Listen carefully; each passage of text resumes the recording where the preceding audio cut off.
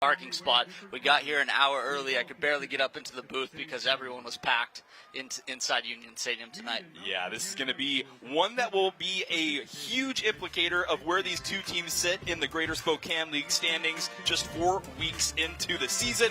So when we come back, we'll get you starting lineups and kickoff when we come back with high school football on SWX.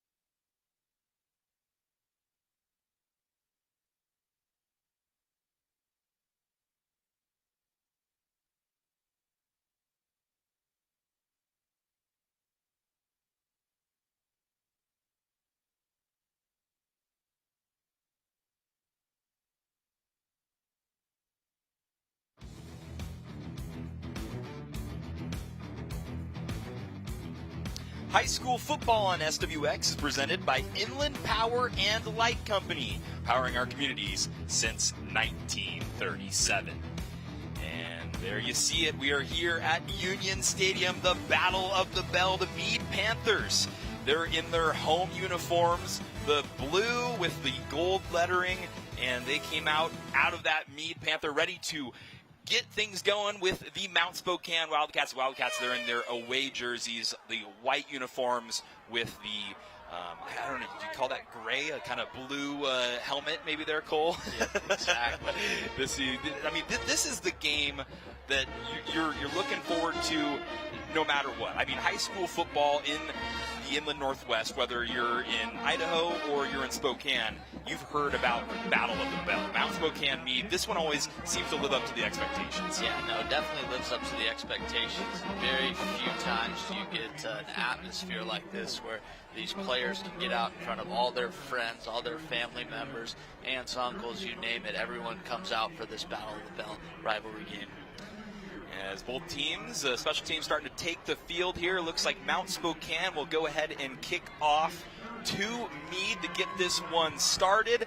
It's the 28th edition of this Battle of the Bell, and you kind of heard it in our opening there that this rivalry actually started. It was named Battle of the Bell back in 2003. They started playing back in 1998. Mead has 14 wins in this series. Mount Spokane, they've got 13 wins. So with a Wildcat win in this one, it would be all tied up. Mead wins it, and then they would have the 15 wins to the 13 wins. I mean, it's a fun one as we get things kicked off and underway here at Union Stadium. As we will have a fair catch for a touchback, and things will start out for the Mead Panthers. from the 20-yard line. What are we expecting here from this Mead offense?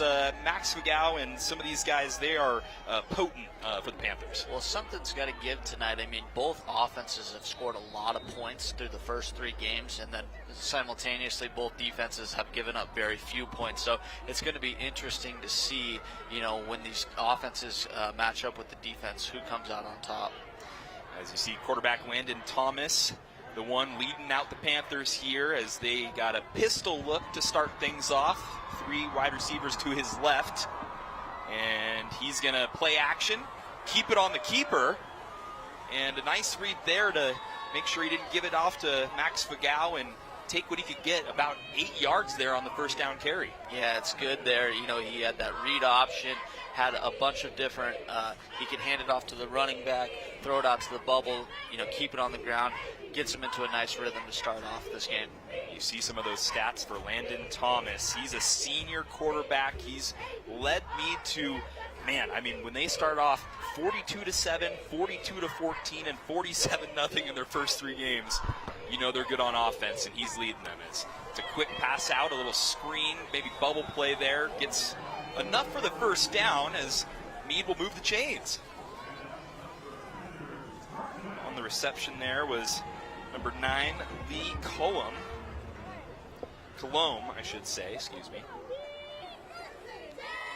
Landon Thomas and Max Fagau, those are the 2 guys you will see in the Mead backfield. And you'll see it a lot. They like to work out of the pistol. It's kind of a spread look for both these teams on offense, as Fagau will take it up the middle, give him about 6, maybe 5 or 6 yards on the first down carry. Yeah, the offensive line did a good job at getting up to the second level and into the linebackers there, leading the way for Max Fagau. Max Fagau, he is your senior running back for the Mead Panthers, and he will be called upon a lot in this game. They like to run the ball, but they'll trick you. You do not want to keep your eyes in the backfield if you're a Mount Spokane linebacker or a defensive back, because they'll fool you real quick.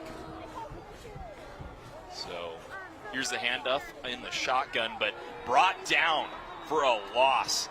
Those 2 defensive tackles there for Mount Spokane, Jackson Simmons and Max McKee, were there to make the stop. Yeah, Jackson Simmons does a great job shedding off his blocker, though, and stopping Max Fagau right in the hole for no gain. Yeah, that'll make it 3rd down. About 5 yards to go to move the chains for Mead. We'll see what they draw up here. It's been a steady dose of running the ball off the read option, maybe a few RPO looks. As Thomas gonna heave it deep down the field, got a man wide open, and he's gonna go all the way to the house. Touchdown! The Mead Panthers strike first. Landon Thomas to Lee Colomb. Yeah, that's a great throw and catch by quarterback and receiver. Had one-on-one coverage to the field side here. Lee Colomb just ran right past this guy. Corner couldn't catch up to him. That's one of the more explosive receivers in the GSL. Gets his career touchdown this season up to 5. That's what the Mead Panthers will do to you. They'll kind of lull you on the RPO. Are they going to run it? Or are they going to do a quick screen and then throw it right over the top of your head? As the extra point is through the uprights and good. So just a few plays on their first drive. Mead goes down and scores off a long touchdown pass. Landon Thomas finding Lee Colomb. Just got separation, and he was all the way in for 6. Yeah, that was a perfectly placed ball, too. Didn't lead his receiver, to the backside and back to that defensive back. Put it right out in front of him, right where it needs to go for 6 points. It's time, I should say, for tonight's keys to. Oh, excuse me. We're going to go ahead and do a different one here for you. Joining the Inland Empire Football Officials Association allows you to participate in the community, have flexibility, in scheduling your games, receiving timely payments, and experience networking and advancement opportunities. Organized training is provided. Your chance to be on the field is a QR code click away at IEFOA.com. We hope you'll decide to join us. Those guys are very important for any of these football contests. The Inland Empire football officials. As we're about to get things started here, the Mead Panthers with the score, and Mount Spokane will look to, oh, it looks like actually the officials are signaling there is a flag. The ball did go out of bounds, but I think it may have been before the kick. So we will get a, see here from the head referee what looks like we're going to re-kick. So, looks like just a quick re-kick here. Mead Panthers will kick back off to Mount Spokane. The score on the scoreboard says 6-0. He did miss that PAT. Did miss it, okay. Just off to the right. So, called it a little too quick. My bad on not looking down at the officials as we're talking about the officials doing a great job, and that is on me. 6-0 Mead as they do a little squib kick here down to Mount Spokane on the return, and he's going to be stopped. Great kick coverage from the Mead Panthers as the Wildcats will set up at about the 31-yard line.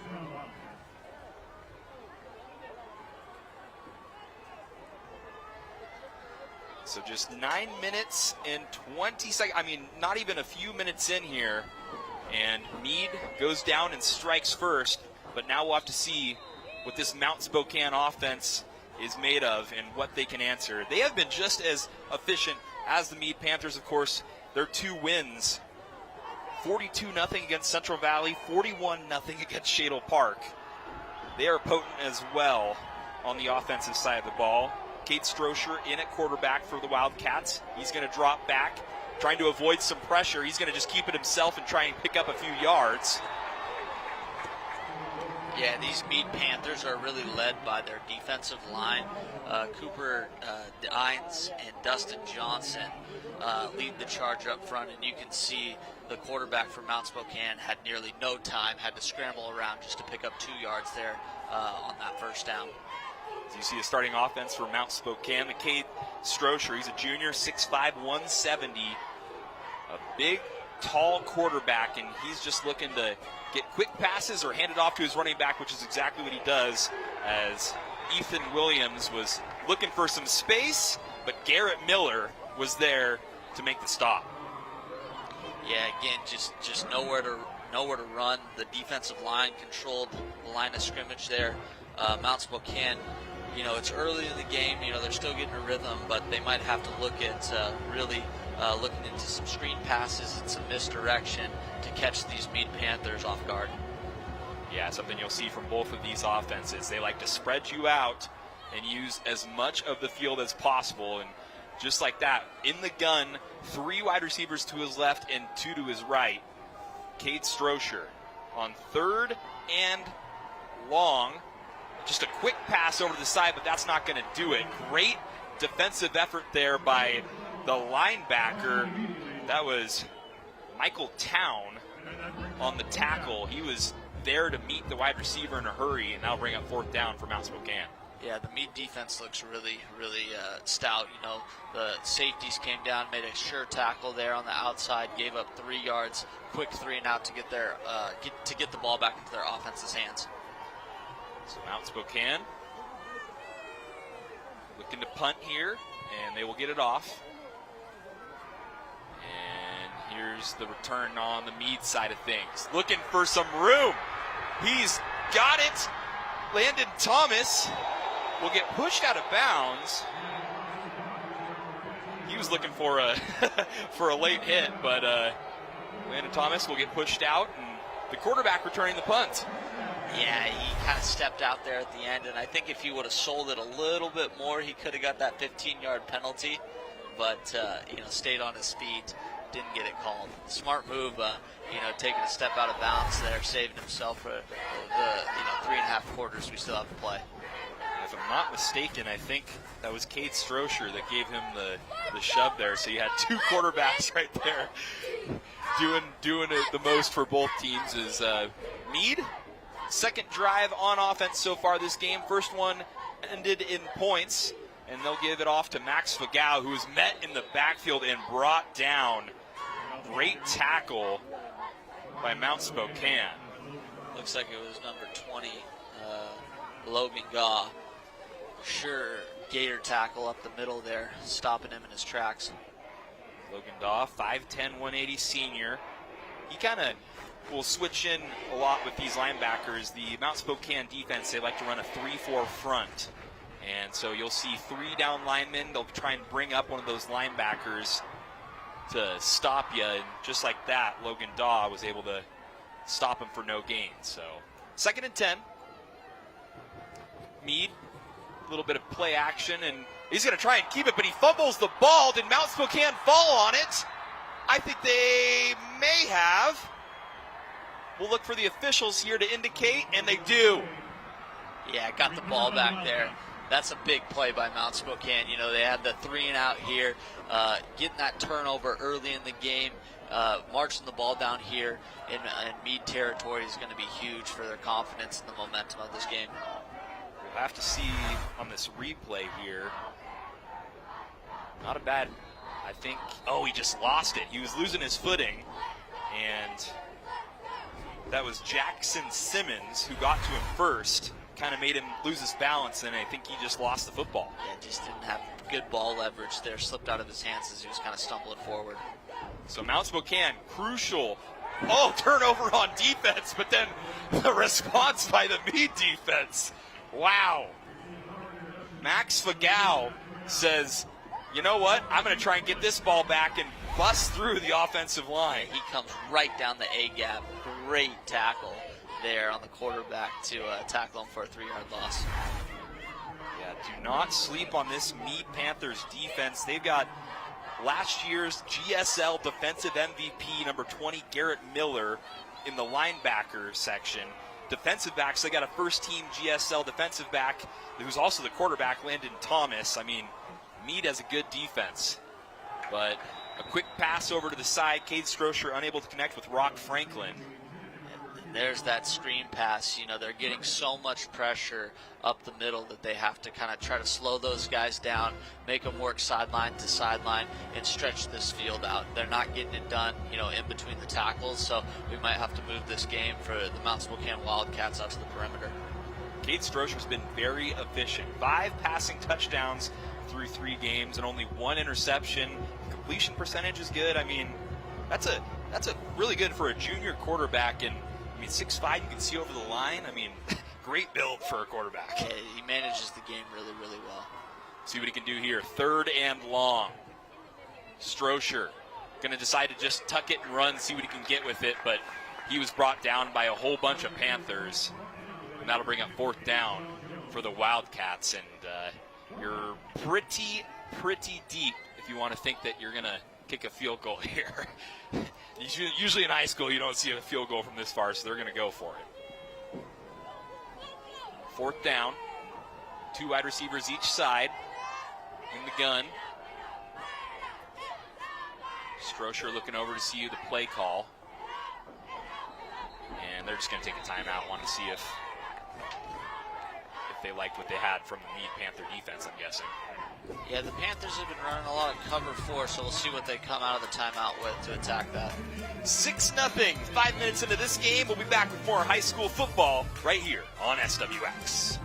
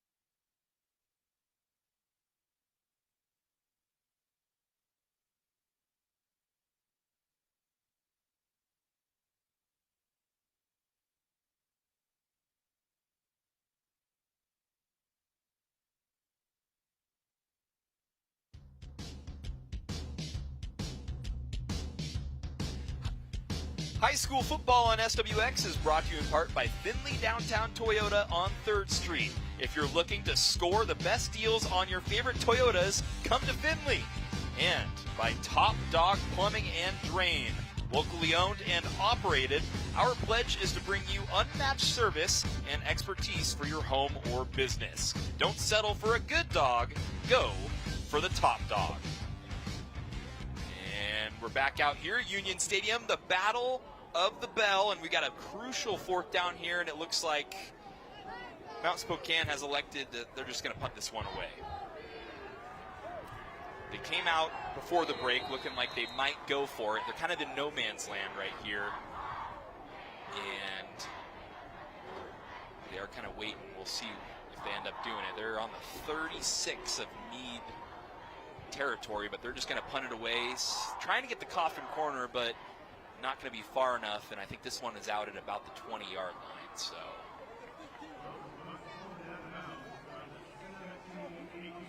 So let's go ahead and tell you it's time for tonight's Keys to the Game, presented by Northern Quest Resort and Casino. Don't miss the ultimate sports experience at Northern Quest with game day grub at Epic Sports Bar. Northern Quest, yes, the best. Cole, what's your keys to the game? Yeah, for Mount Spokane, they're really going to have to focus on the run game tonight. Max Figal has averaged about 7 yards a carry, so if they can stop those guys on the ground and really force them to spread the ball outside, I think that that's going to be very important. Likewise, in the secondary, we already saw it today. There was a big play by Lee Cologne, 45-yard touchdown. I think that throughout this game, the secondary is really going to have to key in on him. And then for the Mead Panthers, we're really going to have to protect the ball. That turnover piece, they already had the one fumble earlier in the quarter. I think if they can handle the ball, they're definitely probably the most talented team out here tonight. Got a lot of firepower on offense and defense. If they can protect the ball, I think that they have a good shot to win tonight. Well, on 1st down, Mead tries to just get a quick gain on 1st with a run, but the Mount Spokane defense was in the backfield in a hurry. Brings up 2nd and about 13. Thomas in the shotgun, going to drop back, heave it deep down the right sideline, and there was a lot of pushing and shoving by both guys, and a flag does come out on the sideline. The ref might have been a little motivated over there on the sidelines. That was a late flag. I thought it was pretty close there. Let's see if they have a discussion on if it was offensive PI or defensive PI. Yeah, both guys had a lot of jersey. That ball was intended for Travell Jones down the sideline. Andrew Thomas was on the coverage for Mount Spokane. As both officials are talking about it here, we'll see if they pick up the flag.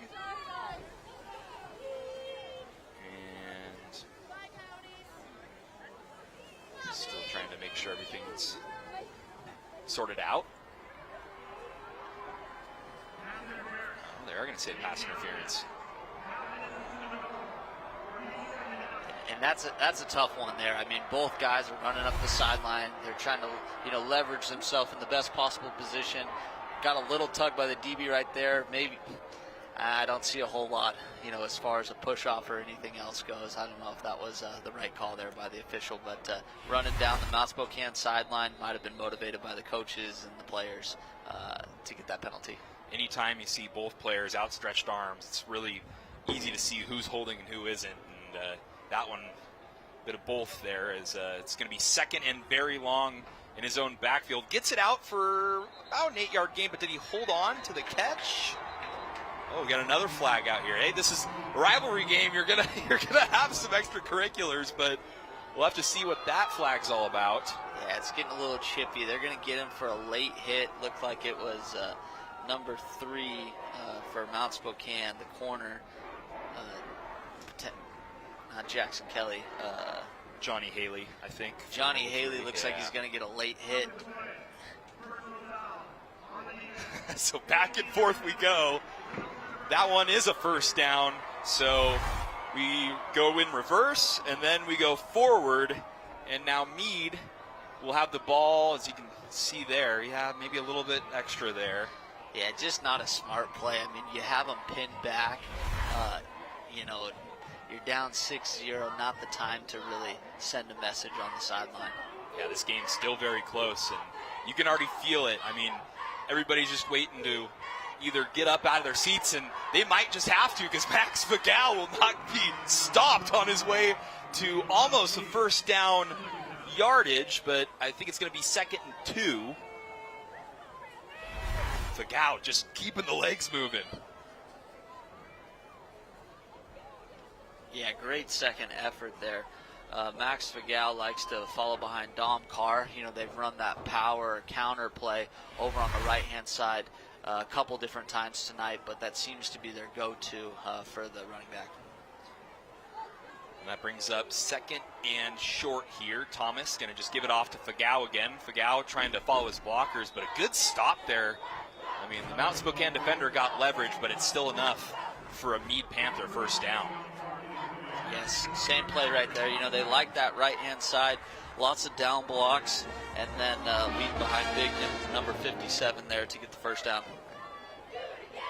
Looked like he had a little bit of running room if he was able to take a cut, but good job by Mount Spokane. I believe it was either Brendan Hughes or Max McKee that brought him down, but we'll see here on 1st and 10 what the Panthers draw up. Thomas drops back. Quick pass over to Vigal, but unable to connect. I'll make it 2nd down. Just really quick here. Really quick passes, you know, really quick runs. I mean, this has been nonstop by this Mead Panther offense, and then they try and hit you with those long passes. We've only seen 2 long passes. One of them worked out in their favor for a touchdown, but so far, I mean, both defenses have been pretty stout. Yeah, for sure. I mean, they're living up to you know, what has transpired over the first 3 weeks of the season. Mead's trying to do a good job at spreading the field, distributing the ball out to many different receivers and running backs. Here's Thomas. He's going to go ahead and just keep it himself and maybe get a yard on the play, but it's still going to be 3rd and long. I think they'll give him about a yard, make it 3rd and 9. Yeah, Dustin Johnson's been coming in for him, and that's the same play that he fumbled on, that QB counter. They fake it to Vigal, and he follows the big defensive lineman up the right-hand side. Nothing going. You know, the Mount Spokane Wildcats seem to have sniffed that one out. So here they are, 3rd and 9. Mead looking to pick up a first down. Thomas going to roll out right. He is being blitzed heavily. Somehow avoids the pressure, but he's just going to throw it into the dirt. And it will bring up 4th down for Mead. As Mount Spokane, they had a rush on the way. Yeah, and there might have been a little confusion. The receivers seemed to stop on their hitch patterns down here on the field side. Quarterback was running out, probably got cut off by the flow of the defensive linemen, but just nothing going there. Number 23 for Mount Spokane did a good job at kind of cutting off the field, forcing him back in the other direction away from his target, Lee Collum. Yeah, and let's credit Aaron Shaw as well, as he was in hot pursuit of Landon Thomas, as that brings up 4th down, and looks like Thomas might just step back and punt this one away, as he does. That's going to be a really good kick. Really good punt, and takes a favorable bounce as well, and gets down to about the 14-yard line for Mount Spokane, so they will have a long field to work with here. Great punt. Wow. Interesting, you know, their punter, Domino, has a 44-yard average. Surprised. I mean, Landon Thomas can obviously do it all if they're entrusting him to go out there and, you know, pooch punt it. But great kick by the quarterback. Great kick, and that sets up a long field for Mount Spokane. And Cade Strocher will look to put some points on the board on this drive. Their last drive got down into Mead territory, but they ended up having to punt. So it's Strocher with Ethan Williams in front of him trying to block, but on the quarterback power, he might have gotten back to the line of scrimmage. Yeah, these offensive linemen for the Mount Spokane Wildcats are just having their hands completely full. There is no running room. You know, the running backs have absolutely no no lanes to get through. They're having a really tough time up front tonight.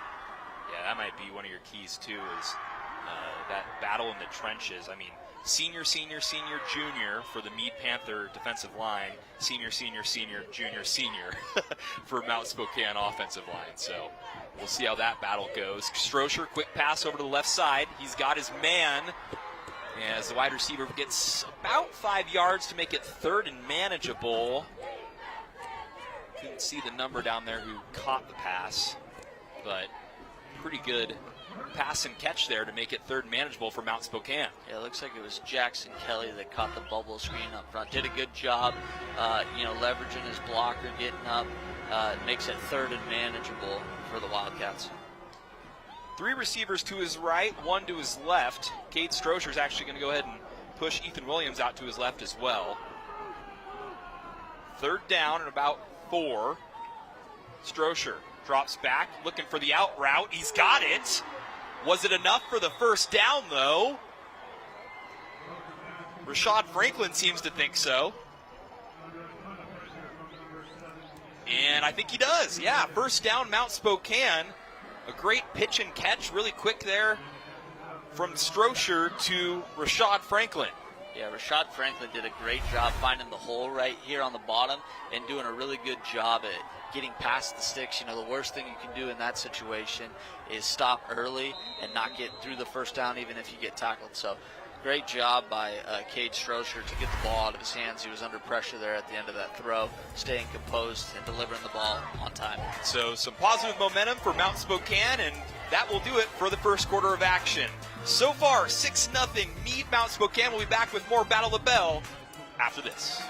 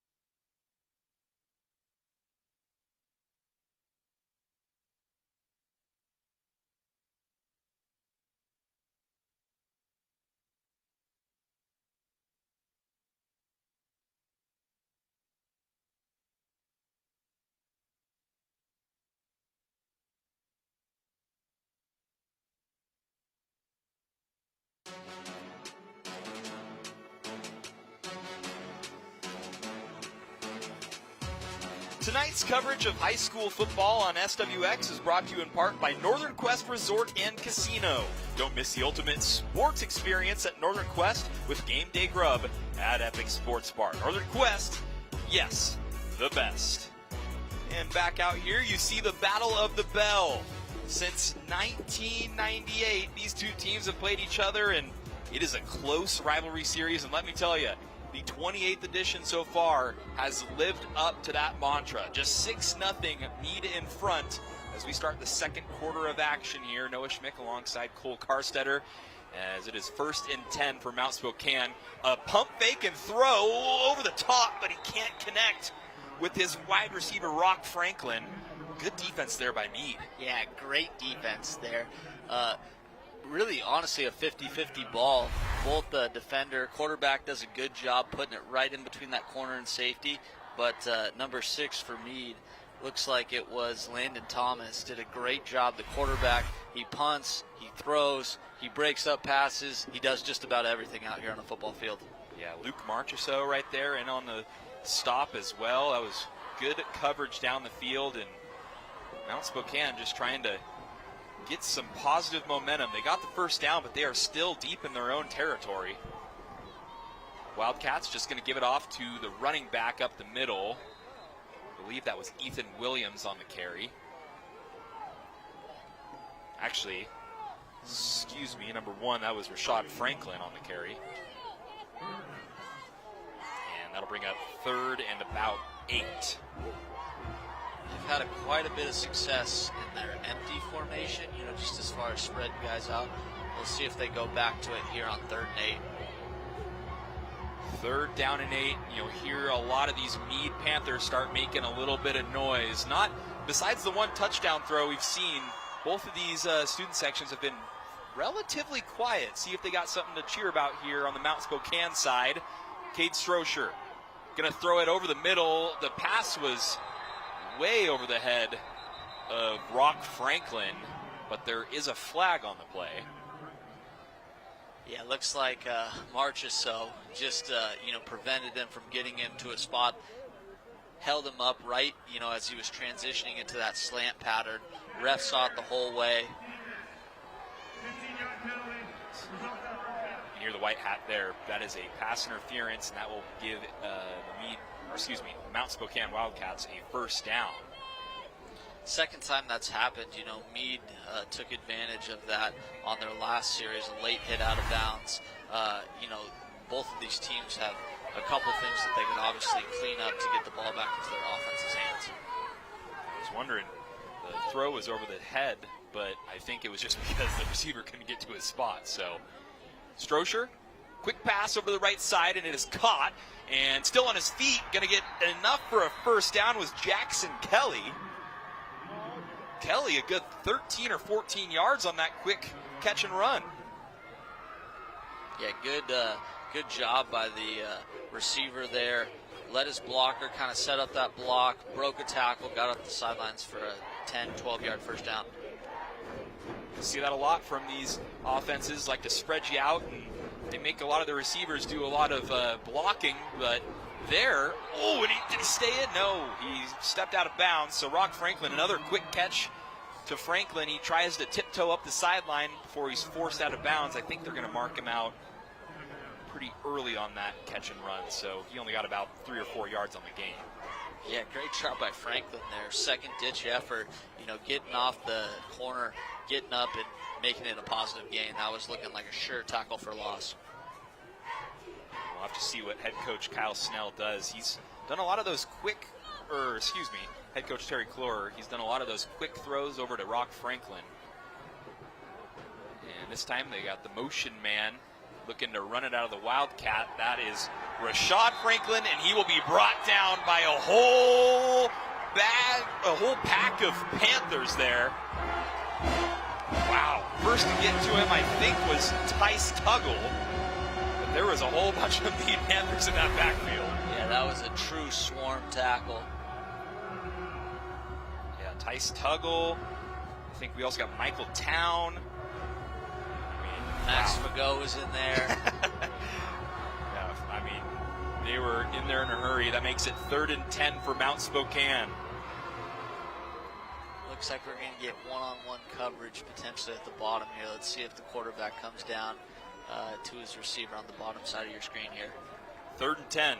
Strocher going to look over the middle. He's got a man. Just in that little curl. That was a beautiful catch and run to get more than enough for the first down. That was Jackson Kelly on the catch. And tip your cap to the offensive line of the Mount Spokane Wildcats. They've been having a hard time slowing down this defensive line. Great job by the quarterback here, Cade Strocher, to step into the pocket and deliver a strike.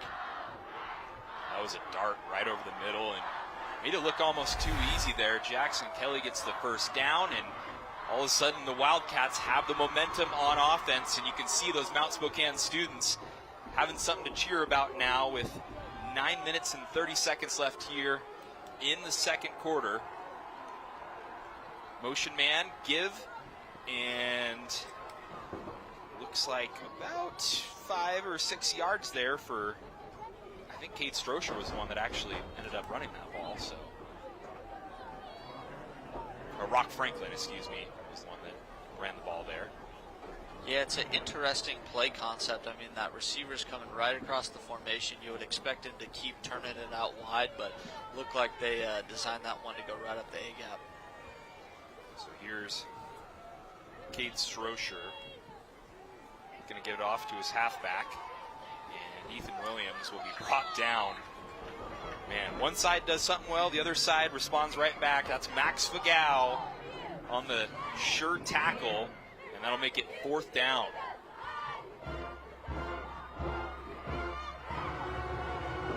Make it 3rd down, excuse me. Yeah, this will be interesting here. Probably still not potentially in field goal range, but I'm wondering if the coach from Mount Spokane thinks this is 4-down territory. 3rd and 2. Strocher letting things develop here. He's going to take the snap, rolls out left, quick throw to the middle. He's got a man. Rock Franklin may have lost the ball, and Mead says they have it. And no, one of the referees came in and signaled Mount Spokane ball. And we'll see if we can get a replay right here. Great job by Franklin to find the hole. Definitely loses the ball towards the end of this. We'll see it right here on the replay, but great job finding that hole again. Pops it out right there. Oh, yeah. And just claws it back from the Mead Panthers right there. I'm shocked that he got that ball back from him. We'll give credit to Sean Jones for stripping it out, but I think Grayson Petrogallo fell on it for Mount Spokane. So Wildcats in business. They're going to hand it off the middle, but losing his feet trying to cut it outside. That was Rashad Franklin. And that was the right idea by Franklin. He saw wide open space up by the pylon. Just lost his footing as he was trying to cut out there. If he gets to the outside of that tackle, I think he's walking into the end zone. So you saw all drive, shotgun, pistol formation. Now they're going under center because the field is shortening here for Mount Spokane. Strocher under center now. And it's going to be a handoff up the gut, but Rock Franklin might try and bounce it out here. And Rock Franklin not able to find anything. Great job by the Mead defense.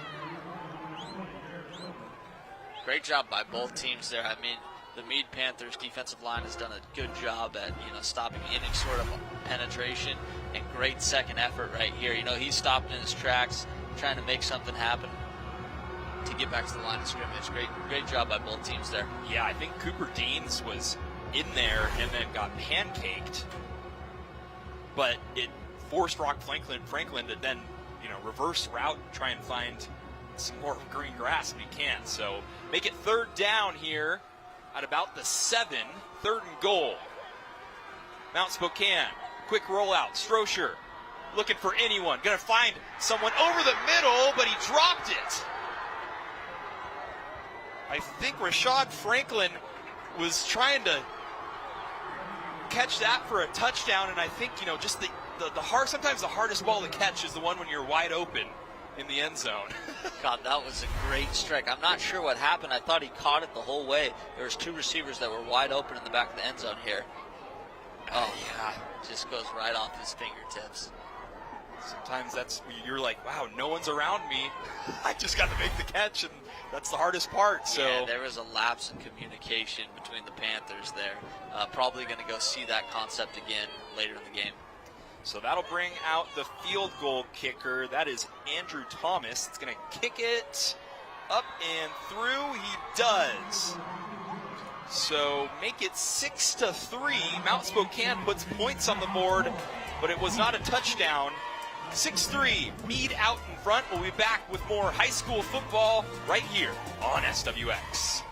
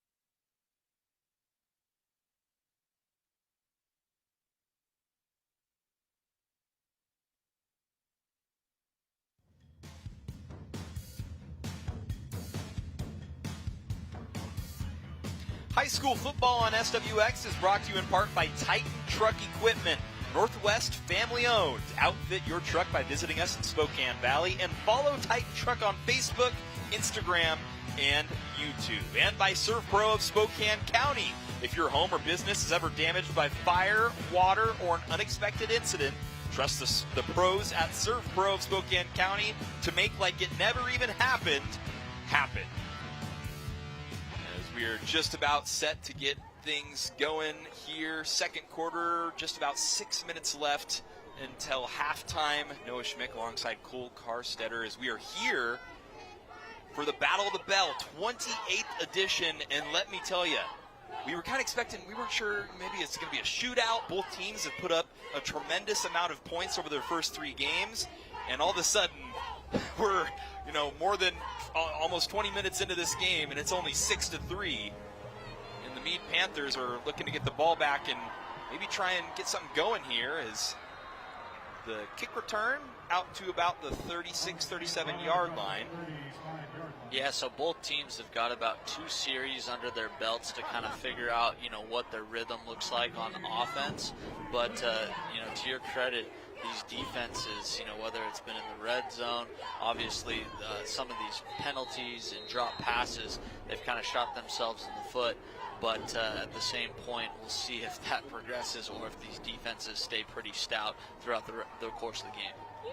Cole, just wondering, how much does it factor in the nerves of this game too? This is, you're playing against probably friends and teammates and stuff, and the nerves have to do a little bit with it. Oh, totally. Well, you just play a little bit harder because of that rivalry game. You've seen plenty of times tonight, receivers, running backs, break off tackles, go for that second run, but everyone's playing really, really hard tonight. You saw the defenders stripping the ball out down towards the goal line. Everyone really, really wants to win this game and take that bell back to their high school. Max Fagau was looking for some room, but he was upended very quickly by Jackson Simmons of Mount Spokane, so make it 2nd and 9 here for the Panthers. As Landon Thomas, looks like we had a false start. Looks like one of the offensive linemen there for Mead may have lost some balance and fell over. Yeah, false start. That was number 55, Chase Sander for Mead. Looks like he just lost his balance and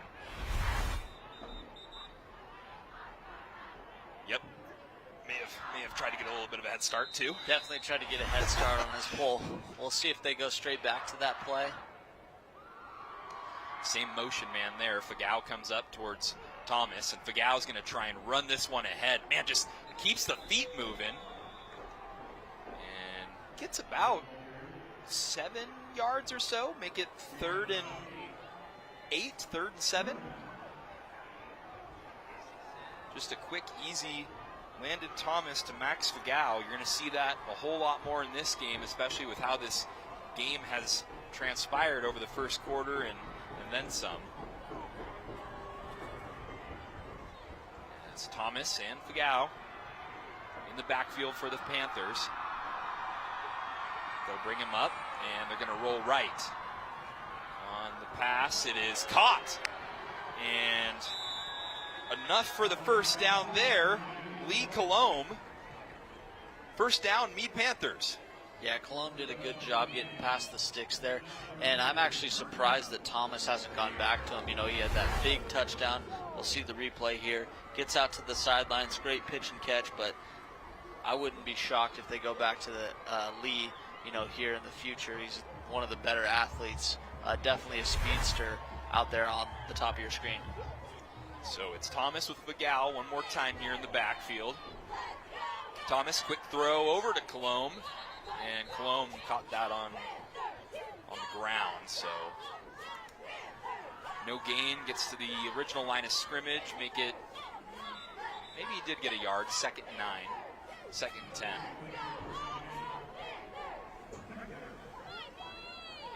And out comes one of the Mead Panthers. That was Quentin Gray. And in comes the big running back, number 49 for Mead.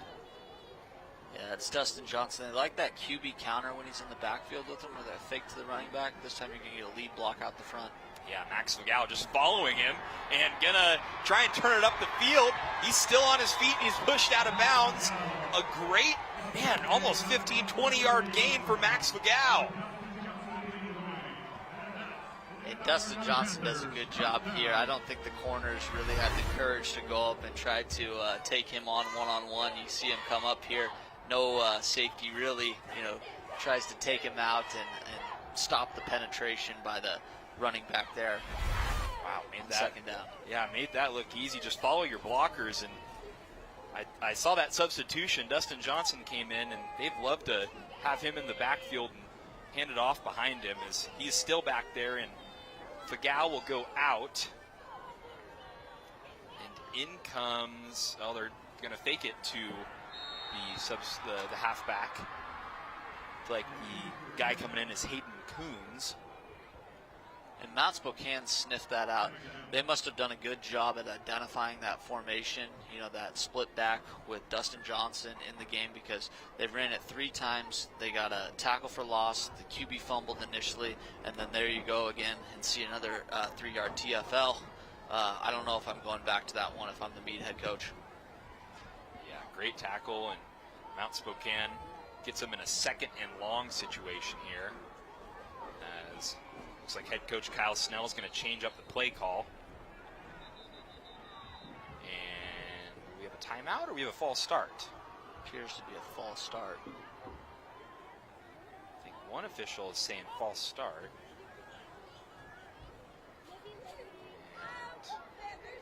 And kind of looking around here. The Mead coaches are also with their hands on their sides wondering what's going on, and they will convene to see what the delay is here. About 3 minutes left here in the first half of play. And it will be a false start. So Mead will go even further back, make it almost 2nd and 20 now. Both teams kind of been back and forth, a penalty here, big play here, penalty, and all of a sudden Mead is looking to get a whole lot of yards to try and get back to the first down or the line of scrimmage. The original line of scrimmage, I should say, as handoff goes to Hunter Coons. And great job by Coons there. Lets his blockers get out in front of him. He's patient, lets them gobble that up. Make this way more manageable. 3rd and 20 is significantly different, obviously, than 3rd and 12. Now you open it up, probably going to go to column here on the top side, far side of your screen there. As Landon Thomas in the backfield, that is Hayden Coons, in the backfield with Thomas. Is Thomas going to go ahead and throw it over to the sideline. Great catch, and tries to get a little bit more. Did he get enough for the first down? Great catch by Travell Jones. He caught it and turned upfield and got enough for the first down. Great pitch and catch. That was that same 3rd down route that they ran earlier in this series. Thomas is really, really comfortable throwing it out there, 10, 15 yards to his right-hand side. Yeah, Travell Jones, the North Central transfer, he was first team 2A GSL last year with North Central as the quarterback.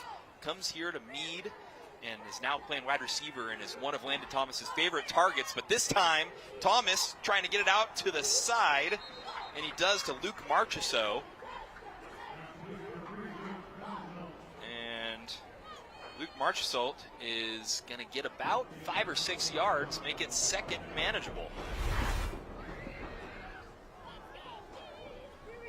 And that's all Marchessault right now. Didn't get a ton of help from his blockers there. Great second effort to get up to 2nd and 4, 2nd and 5. Now time winding down. Definitely take a look at that play clock. We got 1:53 left here in the first half.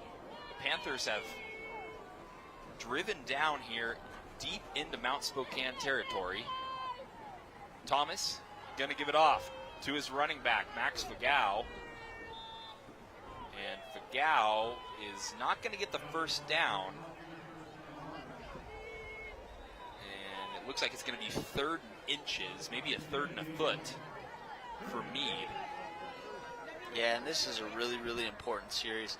If they can stop them here on 3rd down, force a field goal, you know, they'll still keep this within a 1-score game here. Going into halftime, they're going to get the ball at half. Thomas hands it off to Fagao. Fagao is going to follow his blockers, and he's going to try and torpedo into the end zone. He does! A little barrel roll, spin off a few tacklers, and he's in for 6 points. Make it a 12-3 Mead lead. That is going to be huge. With a minute 27 seconds left before halftime. Fagao just running over Mount Spokane defenders and dives in over the goal line. Yeah, he got absolutely pancaked on that run there. Not sure who the defender was, but he's not going to love seeing that tomorrow on film. And this time, the extra point is good, but we'll see. Looks like we got a flag, and we're going to get an offsides penalty. Somebody jumped early trying to go block the PAT. So we will re-kick here is Max Fagao. I mean, the 2 scoring drives for Mead, of course, the very first drive of the game. Mead throws a deep one, and Landon Thomas connects with Lee Colombe. And then it took him until the very end here of the second quarter to find the end zone on a Max Fagao handoff. As officials still kind of discussing, and they're going to go tell Coach Schnell what's going on. And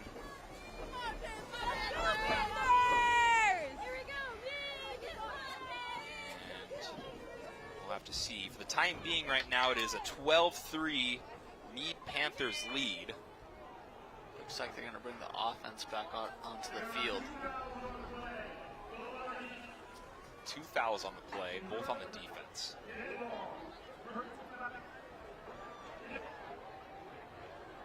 So I believe, we didn't get to hear his mic, but they're going to bring the offense out to try and score 2 points with, it should be what, a 2-point attempt on the... Yeah, the ball looks like it's going to be placed on the 1-yard line. Maybe they don't have as much confidence after that first missed PAT, but we'll see what they elect to. Looks like we're going to get a timeout from Mount Spokane here, but you know, right now they're up 9 points, so the PAT would get them to 10. You know, or you could, I guess, say that it's still going to be a 2-score game no matter what, even if you get this 2-point conversion. Yeah, with 2 penalties both on Mount Spokane, that will bring that ball to about the 1-yard line. I mean, they are not even, it's within the 1-yard line. So I think head coach Kyle Snell and offensive coordinator Brett Ogata for Mead are thinking, hey, let's just try and punch it in here and see if we can't get a 14-3 lead before the half. Yeah, I think you're going to get a strong dose of Max Fagao right up the middle here. We'll have to see if that'll be the case, but Mount Spokane, to their credit, they take a timeout. They're you know, they know every point's going to matter here in the end, especially with how this game has gone so far. Terry Clower, in his 12th season with the Mount Spokane Wildcats, takes a timeout, says, all right, we got to stuff every lane here. And Mead's Kyle Snell, only his first season here with Mead, but he was the coach of the year last year with Lewis and Clark. Looks like they're in a Wildcat formation. Fagao will get the direct snap, and I think he's over the goal line. He is. So make it a 2-point attempt. Successful, 14-3. Mead Panthers on top of the Mount Spokane Wildcats. And they drove down. That was a time-consuming drive. Only a minute 27 left here, and Fagao gets the touchdown and the 2-point conversion to put the Panthers up late here in the first half. Yeah, Fagao he runs hard, man. He's a stout running back. He gets downhill, He's fast. Can't say enough about him. He's going to come back out here on the defensive side of the field, but he's going to be tired after tonight. He's got a ton of carries, but doing a really, really great job for the Panthers, leading 2 scores with 1 minute left here in the first half. He's got to be feeding off some of this energy. We saw that crowd shot there. They've got a smoke gun over here on the Mead Panthers student section. They're having a lot of fun being up 14-3. Fagao probably feeding off a little bit of that. Mount Spokane, their student section on the other side, of course, they've got the 1,500 seats over there compared to the 3,000 over here on the home side. And this Battle of the Bell, it's been close so far. We'll have to see if Mount Spokane can drive down in under a minute and a half. As it's a squib kick that's going to go out of bounds, so they'll have good field position. Mount Spokane will. And they'll have under a minute and a half to try and go down and see if they can put some points on the board and make this one close before halftime. Yeah, they should get the ball to start the second half here, so if you can go down and kick a long field goal, get any sort of points on this drive, that'd be huge for the Wildcats. Had a ton of success when they've gone empty, as far as passing the ball around. The Mead Panthers look like they're in their prevent defense. They only got 3 down defensive linemen, so we'll see what Cade can do on the offensive side of the ball to deliver some strikes to his receivers. So we will see Cade Strocher back out here on offense for Mount Spokane. He's in the gun. He's got trips to his left. Oh, and brought down in the backfield, a sack. And that was Garrett Miller. Came off hot from the defensive end position, and of course Mount Spokane, they've got to hurry here. Strocher throws it over to the right side, and it is caught. Great catch there. I believe Rock Franklin pulled that one down. That was a pivotal catch there to make it, third manageable now. Yeah, you kind of keep the drive alive there. I mean, if you don't catch that, clock stops. The Panthers might get a couple shots to get the ball back and potentially go down and score. Garrett Miller gets the sack, but then Mount Spokane gets right back up, responds quick, make it third manageable at about their 39. Under a minute left. They've liked this number 3 receiver, right in between the zone here, so we'll see if they go back to it. And quick throw, but it is not completed to Zayden Trout. Trout tried to get a little Oscar performance there. That was close. Good job by him. If they get that 15-yard penalty, you get down past the 50 and you're within striking distance, but was pretty close. Maybe, yeah, definitely a little theater going on from the fullback there. Yeah, Michael Town was right there. He was going to blow it up if he did catch it. So Mount Spokane will go ahead and just punt it away here. See how far they can boot it. That's a pretty good punt, and we'll see if we'll get a friendly bounce. And it will get down to about the 15-yard line. Great punt for Mount Spokane, but I think Mead's going to be pretty satisfied with their lead with 43 seconds here. We'll see if they think they're going to take some shots down the field or if they're just going to run it and run the clock out. Yeah, hard to say. I think Mount Spokane's going to come back here in a prevent defense. Probably not going to have a ton of options to really deliver the ball down the field. Probably see a knee right here and go into halftime up 2 scores. Yeah, we'll see. Here's Mead does trot out a shotgun look, or a pistol look, I should say. For now, Landon Thomas with 3 receivers to his right and 1 to his left, but Max Fagao is in the backfield with him. And they are going to start to throw it. So Thomas, quick out route. He's got Fagao. Fagao's got to try and get to the sideline. Instead, he's going to try and stay in bounds.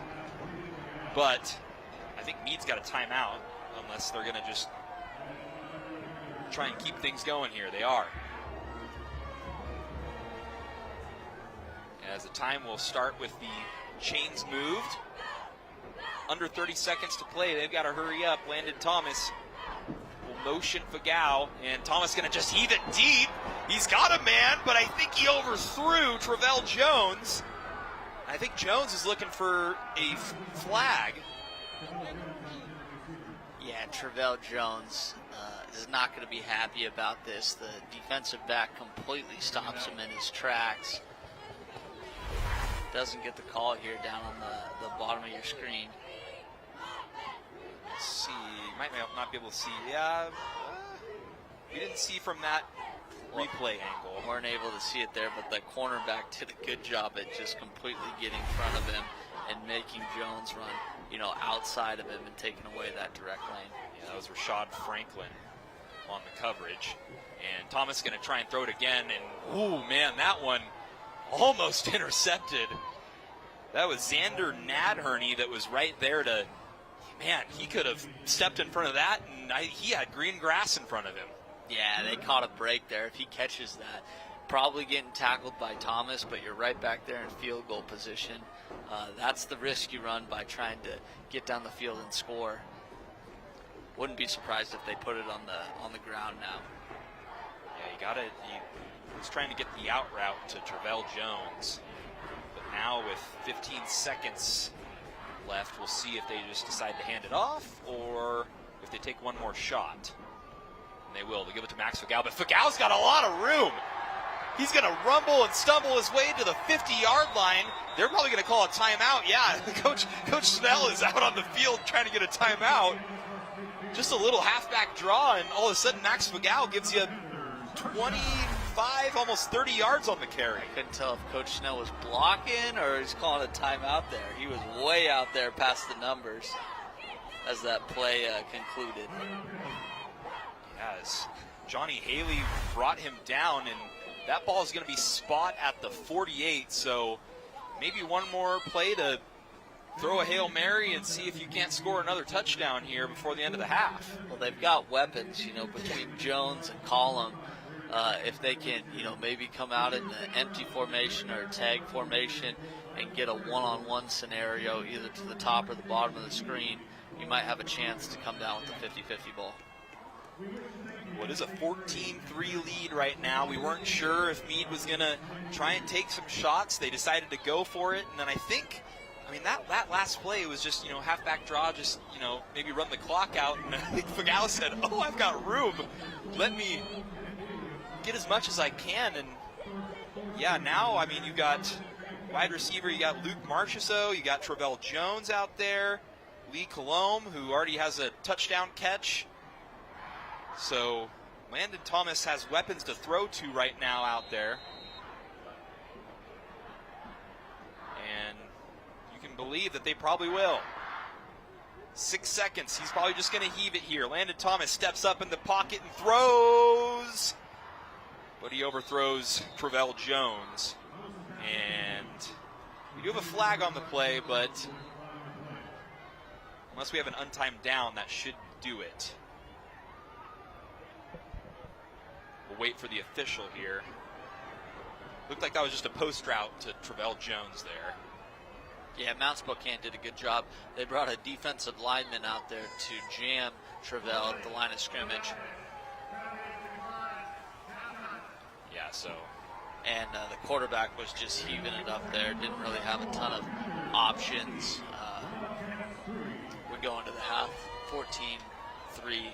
The Mead Panthers are on top. Yeah, 14-3, your first half of action here in the 28th annual Battle of the Bell. But don't go anywhere. We're going to have halftime here on SWX. Talk about things. 14-3, Mead Panthers on top over the Mount Spokane Wildcats. We'll be right back here on SWX.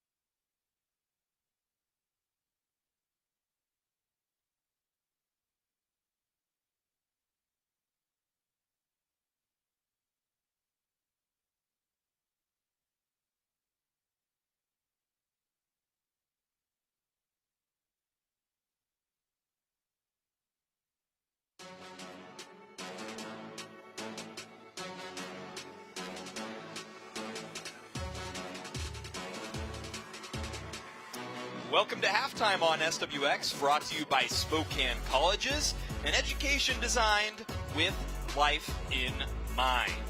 As we are back out here at Union Stadium, after the first half of play, a 14-3 Mead Panthers on top of the Mount Spokane Wildcats. Noah Schmick alongside Cole Karstetter. And Cole, your thoughts here on the first half. The defense has kind of shown out in a game where we thought we might see a lot of offense. Yeah, I think you said it right there. The defenses both have played well.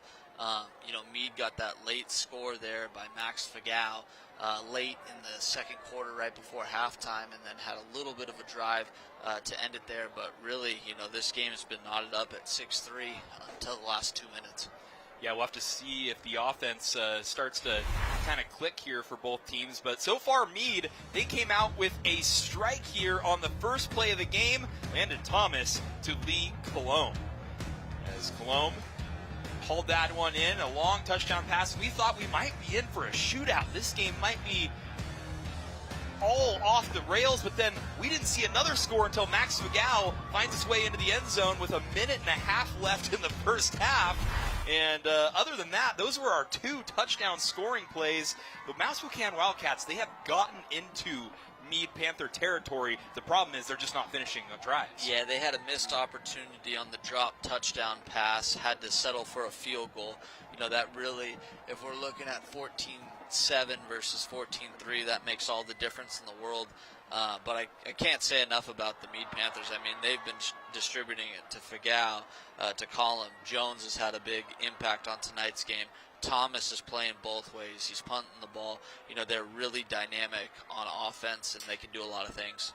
Well, we're getting the T-shirt gun out here to shoot out here, and you're getting the fans all excited here in the Battle of the Bell, as we'll have more halftime here coming up on SWX. Tonight's coverage of high school football, though, is brought to you in part by Northern Quest Resort and Casino. Don't miss the ultimate sports experience at Northern Quest with Game Day Grub at Epic Sports Bar. Northern Quest, yes, the best, and we'll be back with more halftime here on SWX. Mead Panthers up 14-3 over Mount Spokane.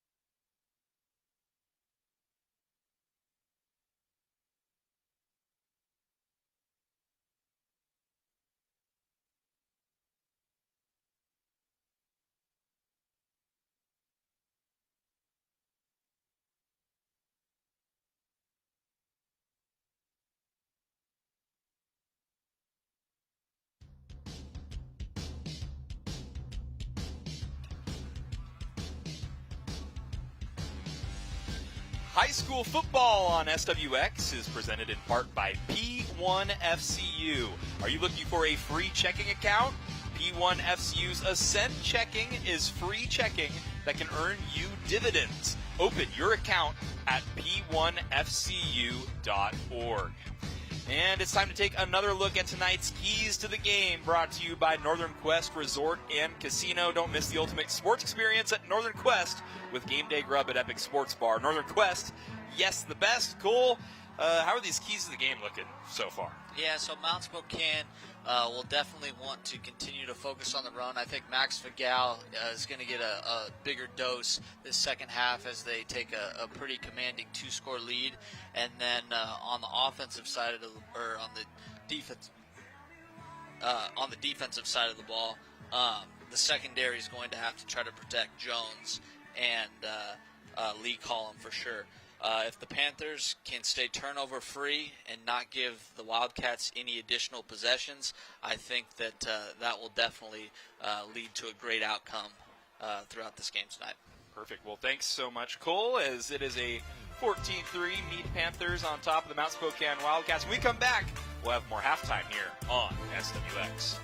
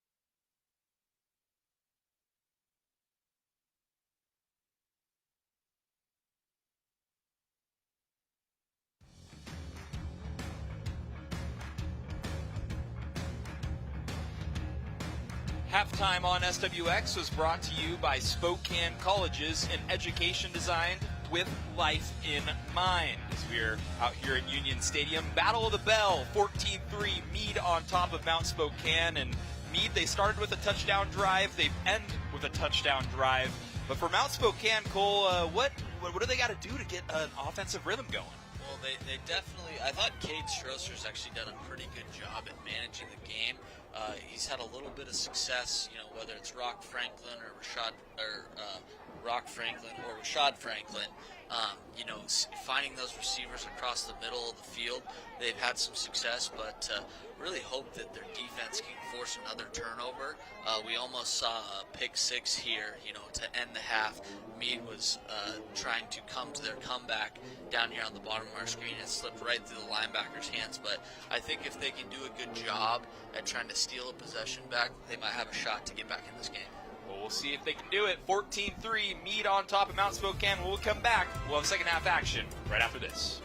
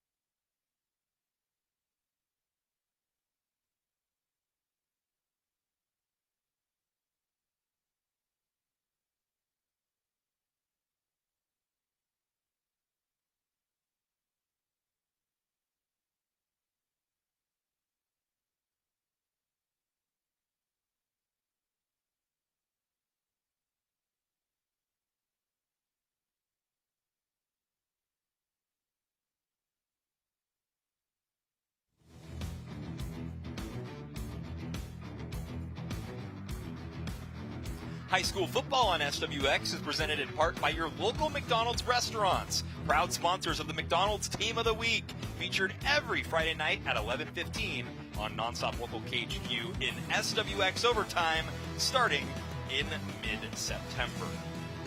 As we get things started here, second half of action, 14-3, Mead Panthers on top of the Mount Spokane Wildcats, but Mead will kick off to start the second half. Noah Schmick alongside Cole Carstetter up here in the booth, and Cole, I think we got to buckle up here. If Mount Spokane can get a touchdown on this first drive, we are in for a classic here, I think. Yeah, absolutely. We'll see if Rock Franklin going to get a pooch kick. As a little pooch kick here, we'll get to about the 35, and I'd say about the 37 is where Mount Spokane will set up shop to start the second half. And we talked a little bit about it in the halftime and a little bit during first half too. The Mount Spokane offense has found a rhythm. The problem is they haven't finished drives, and we've seen them almost get a touchdown. It was right through the hands of one of the Franklin brothers, and then a few punts, and all of a sudden it's only 3 points that Mount Spokane has scored. But we'll see what they change up here and what they change at halftime. Yeah, they've done a good job at accumulating yards, but to your point, they just haven't capitalized and put points on the board to make this game closer. So 1st and 10, starting off the second half of action is a handoff to Ethan Williams. That's another part we haven't seen a whole lot. The running backs for Mount Spokane have not been able to get a whole lot of yards. It's been a lot of quick throws and catches. They like to get Strosher out in space so he can throw it. Ethan Williams, though, that carry will get about 3 or 4 yards. Yeah, Sean Jones and Rich Nelson, the nose tackles for the Panthers, have done a good job at plugging up almost every gap this whole game and letting Cooper and Dustin on the outside chase and get after the quarterback. So Mount Spokane comes out in a pistol look. Strosher's got Rashad Franklin next to him, going to throw it outside, and he's got the edge. Gets more than enough for the first down. That catch and run was by Jackson Kelly. First down for Mount Spokane.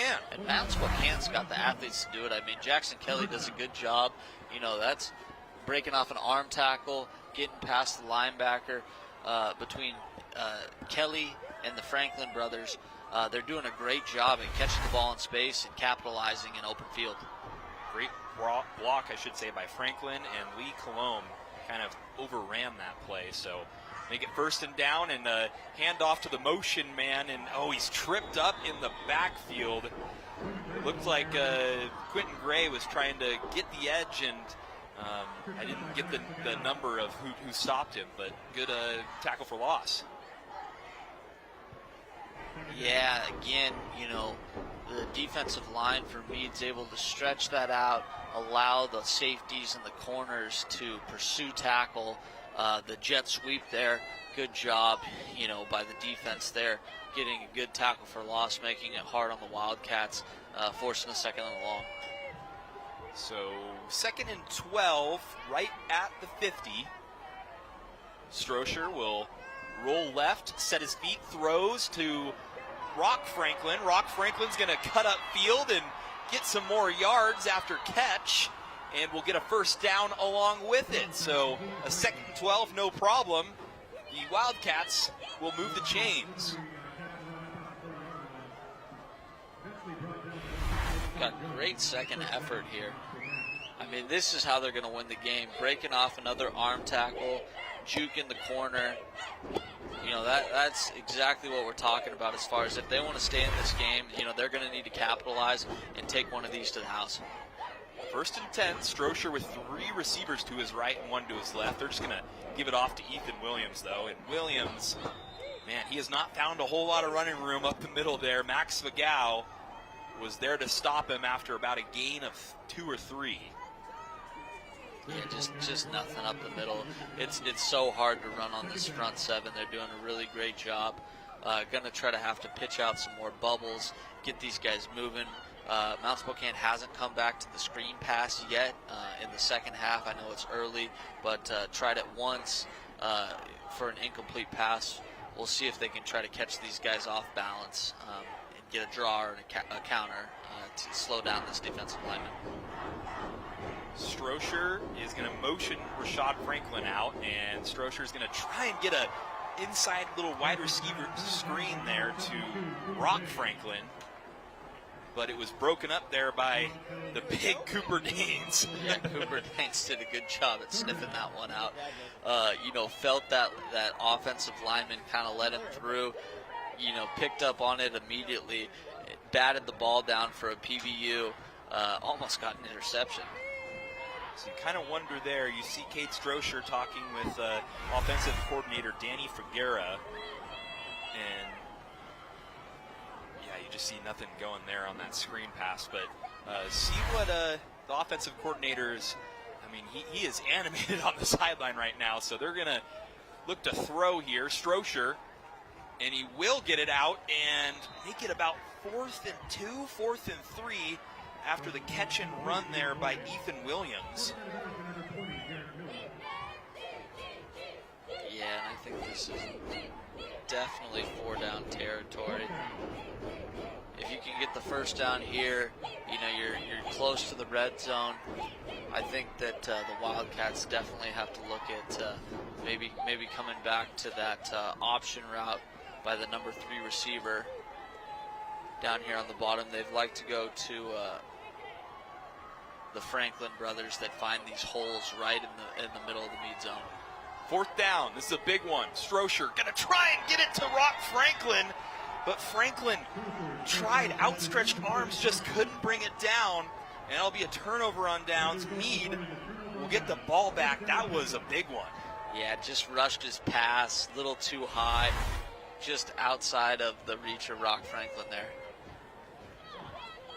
They like to try and get Strocher on the run, set his feet and throw. He kind of threw off his back foot there, and I think he just, overthrew Franklin, and now Mead will get the ball back, and we'll see if they look to take some shots down the field or if they're going to just try and waste some clock. I mean, 14-3, a lot of time left here in the 3rd quarter, too.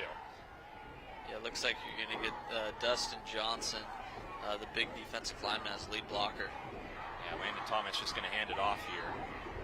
As Fagau with about 2 or 3 yards on that carry. Makes it 2nd and 7. Their contempt. I mean, they've executed when they needed to. They did fumble the ball on that 2nd offensive drive, but other than that, good punts from Mead. I mean, they have really controlled the field position in this game. And you have to see Landon Thomas here. And he's just going to give it off to Max Fagau. Some good misdirection. I didn't even know who had the ball either. We do have some flags on the play, but, and then Fagau getting up and falling back down. He is hurt. Not a good sign there for Mead. There was all sorts of stuff going on in this play. We got a flag down, all sorts of misdirection. Fagau gets enough for a 1st down, but I think there's a hold, yeah. And that's going to hurt if Fagau isn't able to return this game. I mean, he's been the workhorse. You could see right there what I was going to say before we snapped the ball was, the Panthers know what they have on the defensive side of the ball, so they're going to be in no hurry whatsoever, to really push the tempo and get a bunch of plays off right now. They're going to try to bleed this clock as much as they can and lean on their defense as we get into the later 3rd quarters and into the early 4th.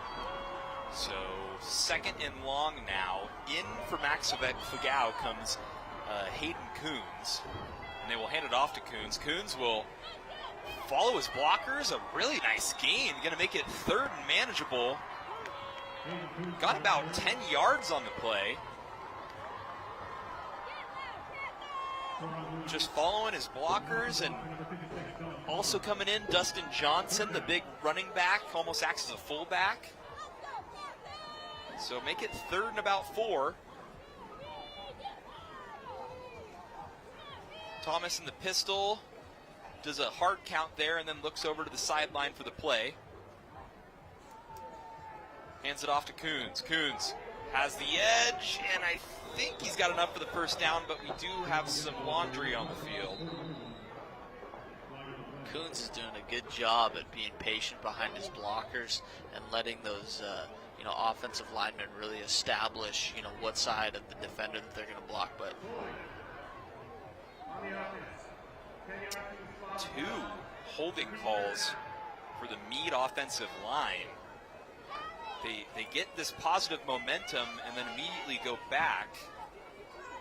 So that'll stick at 3rd down, but bringing them back 10 yards, all of a sudden instead of 3rd and 4, now or 3rd and 3, now it's 3rd and 13, 3rd and 12. So yeah, this is definitely harder down in distance.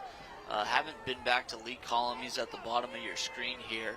Looks like he might get jammed up by a defensive lineman, but we'd love to see it come into his hands.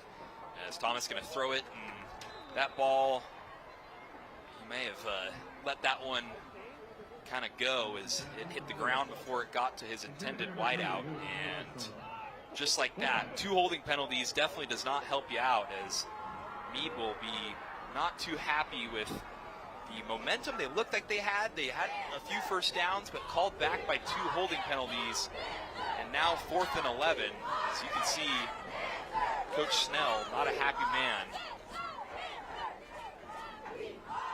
Also was trying to get some of the special teams players out on the field. That'll always make the coach mad if you don't know when you need to get in. 4th and 11. Oh, the punt! The snap goes over the punter's head. He's got to try and get this one off. He does somehow. Oh, and Mead picked it up and caught it. And we'll have to see what the officials say. I'm not even 100% sure what happened there.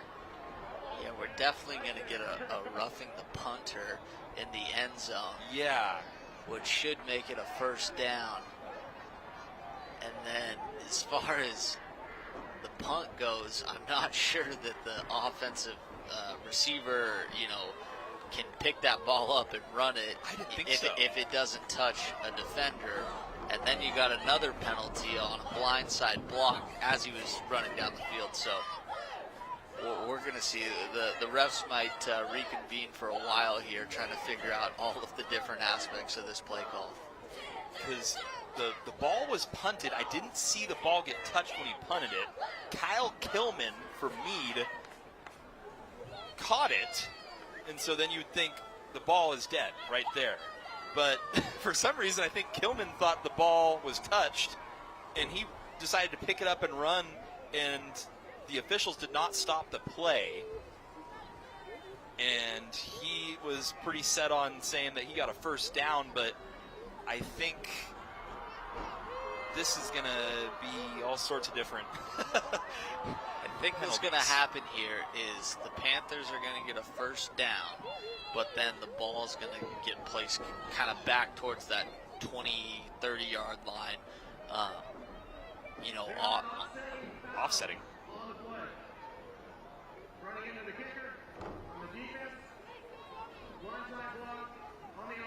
Okay. All right, so after all that, we will replay 4th down. You get a running into the kicker call, as he just had to punt that one away. So there's your running into the kicker. And the Panthers dodged a bullet there. Wow. Thank goodness the punter was able to get that off. Yeah, and then I think Kyle Kilman just said, you know what? There's your blindside block. Yeah, and then the blinds. So after all that, we will replay this 4th down call, and I think the coaches are still unsure. Yeah, I think everybody's kind of like, not sure exactly what just transpired, but after all of it, still 6 minutes left to play here in the 3rd quarter. We'll see how this long snapper does here.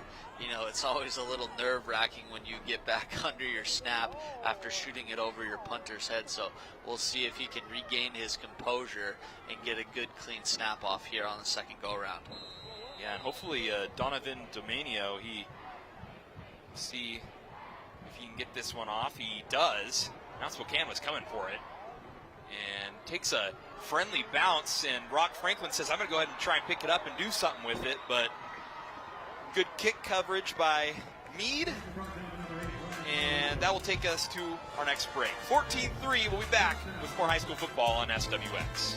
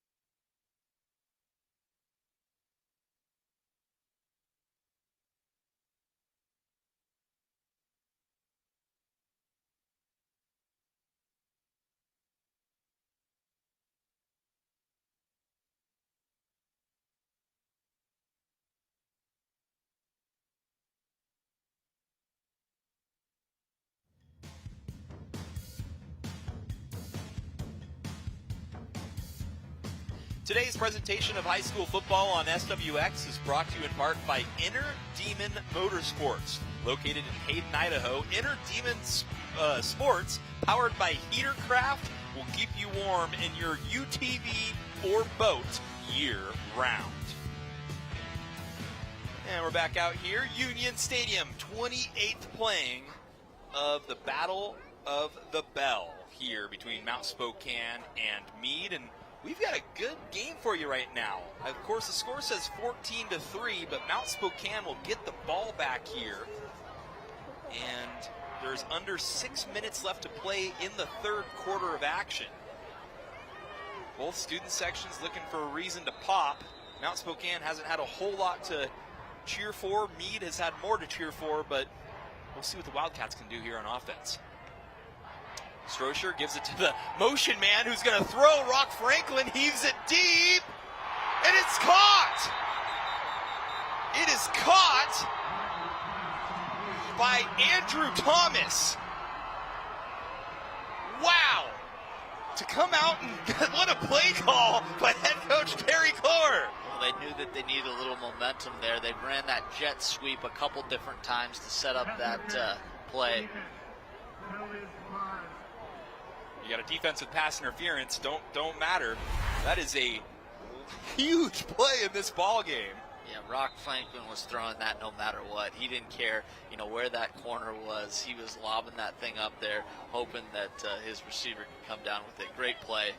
One name we have not called at all this game is Andrew Thomas, the senior 6'2", 175 wide receiver, and he finally makes a big play here to get down in deep into Mead territory as Rock Franklin, I believe, yeah, that ball was on the ground, or he was down, I should say.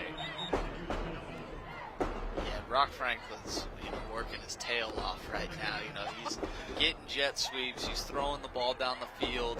He's fighting for yards. He's doing everything in his power to try to, put points up on the board and get a touchdown for his Wildcats. Wow, Rock Franklin, the motion man, the throw, the catch by Andrew Thomas, and then Rock Franklin trying to get it deep as it makes it just second in inches, maybe second in a foot here. Mount Spokane threatening. And they're going to give off to Ethan Williams as Williams will get enough for the first down and get to about the 4-yard line. So make it 1st and goal for the Wildcats,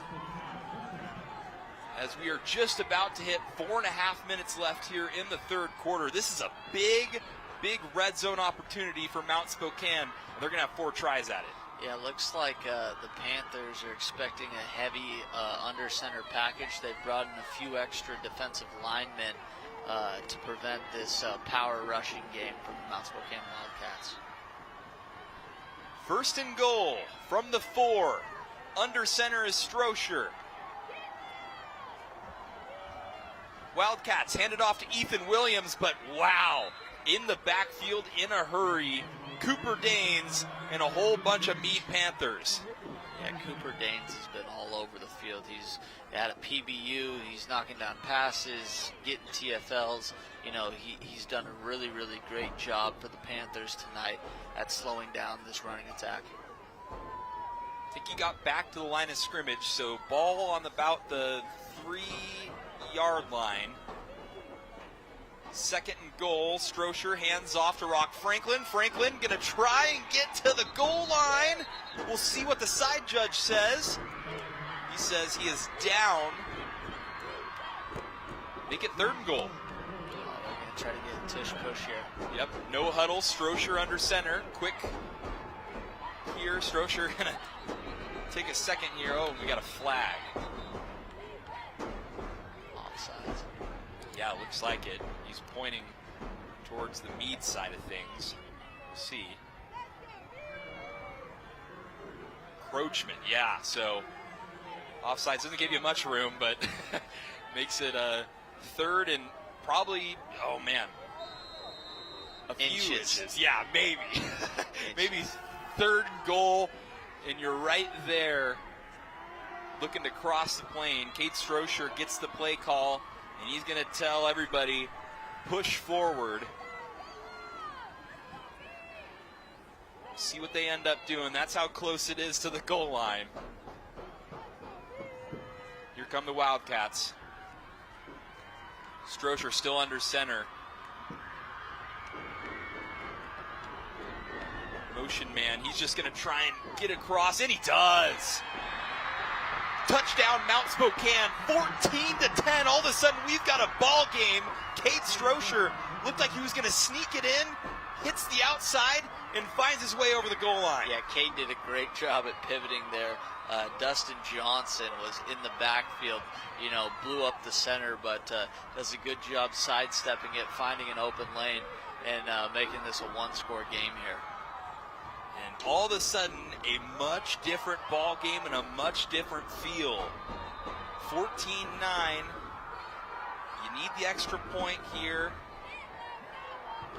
and you get it. So 14-10, still a 4-point lead for Mead, but man, all of a sudden, Mount Spokane with the momentum, the trick play, if you can remember that at the start of this drive, and all of a sudden, Kate Strocher finding a way. Yeah, found a way for sure. That 2-point conversion earlier in the second quarter is now looking like it's a little bit more important. You know, Fagao ran that in there and forces the Wildcats to go score to beat them in the second half here. Wow, that was a great play and drive by Mount Spokane. Of course, like I said, you got to go back to the Rock Franklin trick play, throw to Andrew Thomas, and that got them into Mead territory. As we just heard there, the Mead High School student section, I think, won some sort of rivalry thing. There's our smoke gun going off. There's our smoke gun going off, and even though Mount Spokane had something to cheer about, Mead Panthers student section had something to cheer about there. As Mount Spokane will look to kick this one deep. Tonight's coverage of high school football on SWX is brought to you in part by Northern Quest Resort and Casino. Don't miss the ultimate sports experience at Northern Quest with game day grub at Epic Sports Bar. Northern Quest, yes, the best. As that ball is fumbled but picked right back up by Mead. That was Tice Tuggle who ended up grabbing that one. As Mead will take possession. It looks like we also got a flag on the play as well. Yeah, this rivalry game's getting pretty chippy. Getting chippy as we as we talked about it before, one student section had something to cheer about, the other one had something to cheer about.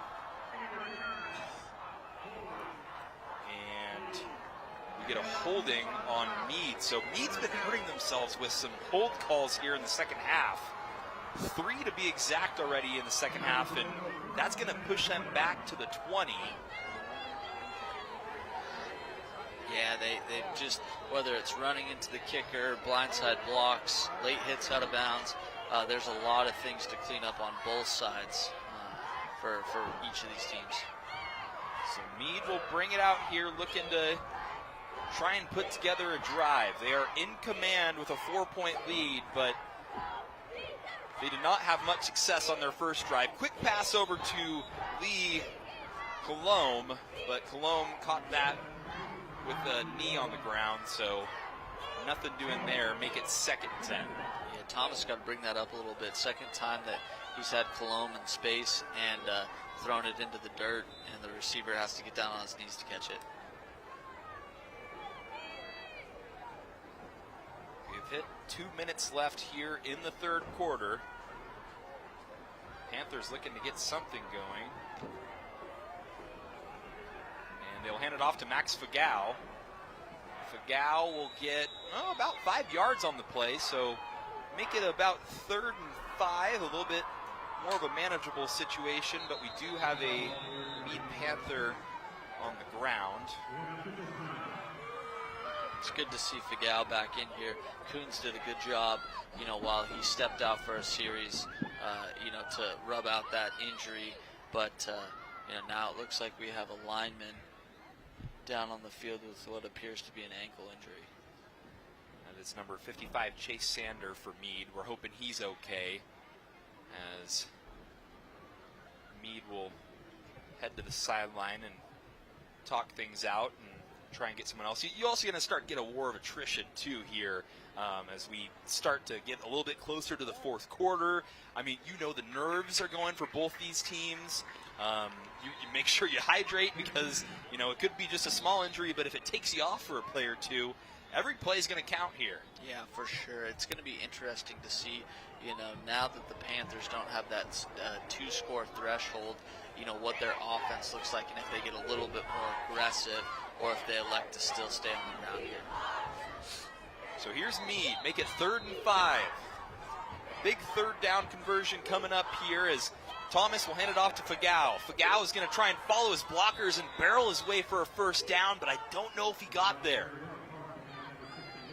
We'll see where they spot it. They are signaling 4th down and 1. And Mead's going to keep their offense on the field after 2 rushing plays where you got about 5 yards. Might not be the worst thing to do, but they are on their own 29-yard line. Yeah, I think I'm dialing up pressure if I'm Mount Spokane right now. And a hard count, too. Did they get him off sides? I think they did. Bo Tampion got a little bit, he was ready to go. And the hard count gets him. Oh, they're going to say, this is going to make all sorts of a mess here. You just got all sorts of booing from the Mead section. The Mount Spokane section is yelling. Yeah, this is one of those kind of ticky-tacky rules. The defensive lineman definitely stepped into the neutral zone, and then the offensive tackle on the right-hand side, jumped to try to touch him. We'll see what the refs call here. So they will say it's a false start on the Mead Panthers. Of course, Mead thought that they had drew the defensive lineman off sides. And he's letting him know. Yeah. The right tackle is definitely. Watch this replay. Number 60, Rich Nelson. Maybe we did get a little flinch out of the guard there. Yeah. Man, that's tough. All right. Well, make it 4th down, and Mead's going to have to punt it away. So Rock Franklin in the back, he is going to field the ball. But the ball comes free. I think Mount Spokane ended up grabbing it. Wow. That was close. Andrew Thomas, way to be heads up and come back and grab that ball. Rock Franklin thought he could sneak one in there and try and sneak by some of the defenders.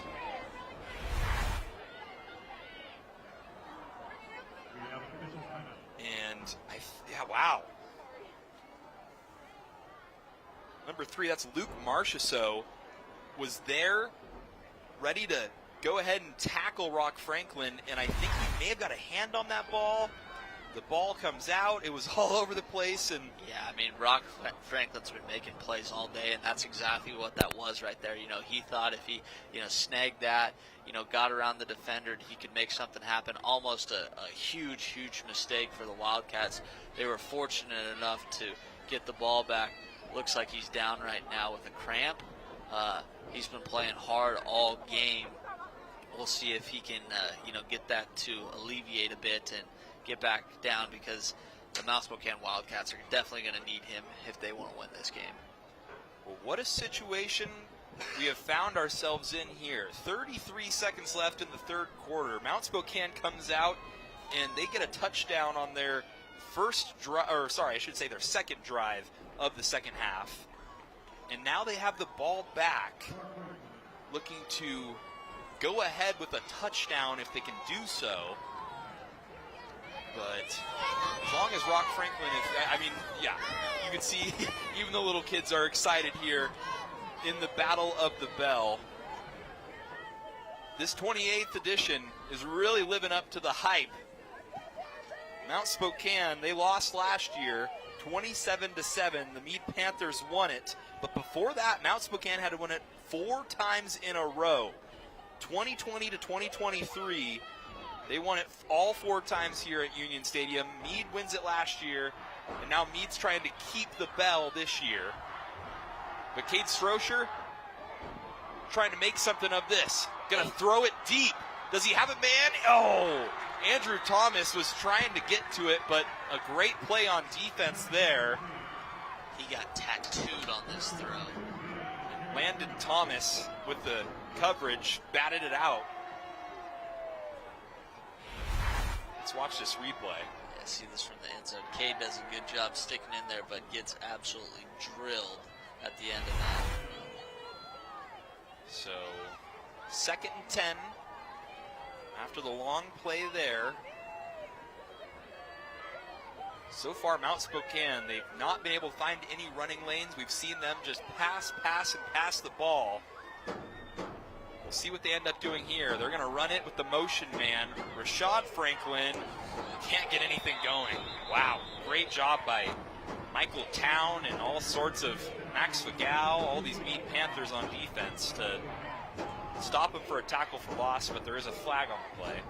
We're probably going to get a holding call here, sending it back to 2nd and 20.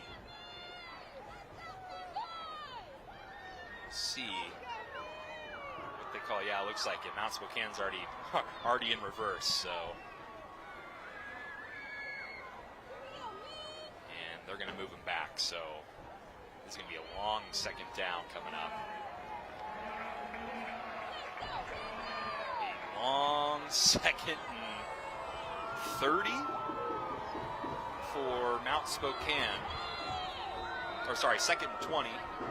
And the time is also winding down here in the 3rd quarter, so we'll see if they get a playoff or if they're just going to let the play clock run out. Probably just let this run out if I'm the Wildcats and go into the 4th quarter. And I think they got the play off, so a nice little screen play to the running back, Zayden Trout. And Trout still on his feet. He's still moving the ball. He gets to the 1st down marker. Wow. 2nd and 20. Things were looking bleak. They do a little halfback screen, and Zayden Trout just keeps his feet going, and he gets the 1st down. Unreal play call there by the Mount Spokane coaching staff. You know that 2nd and 20, the Panthers defensive linemen are pinning their ears back, thinking that they're going to throw deep. They pull a fast one on them, getting that screen pass, and just 2nd effort gets them to the 1st down. Great play call there. Well, don't go anywhere yet. 14-10, Mead on top of Mount Spokane, but the Wildcats are driving. When we come back, we'll have fourth quarter action of the Battle of the Bell right here on SWX.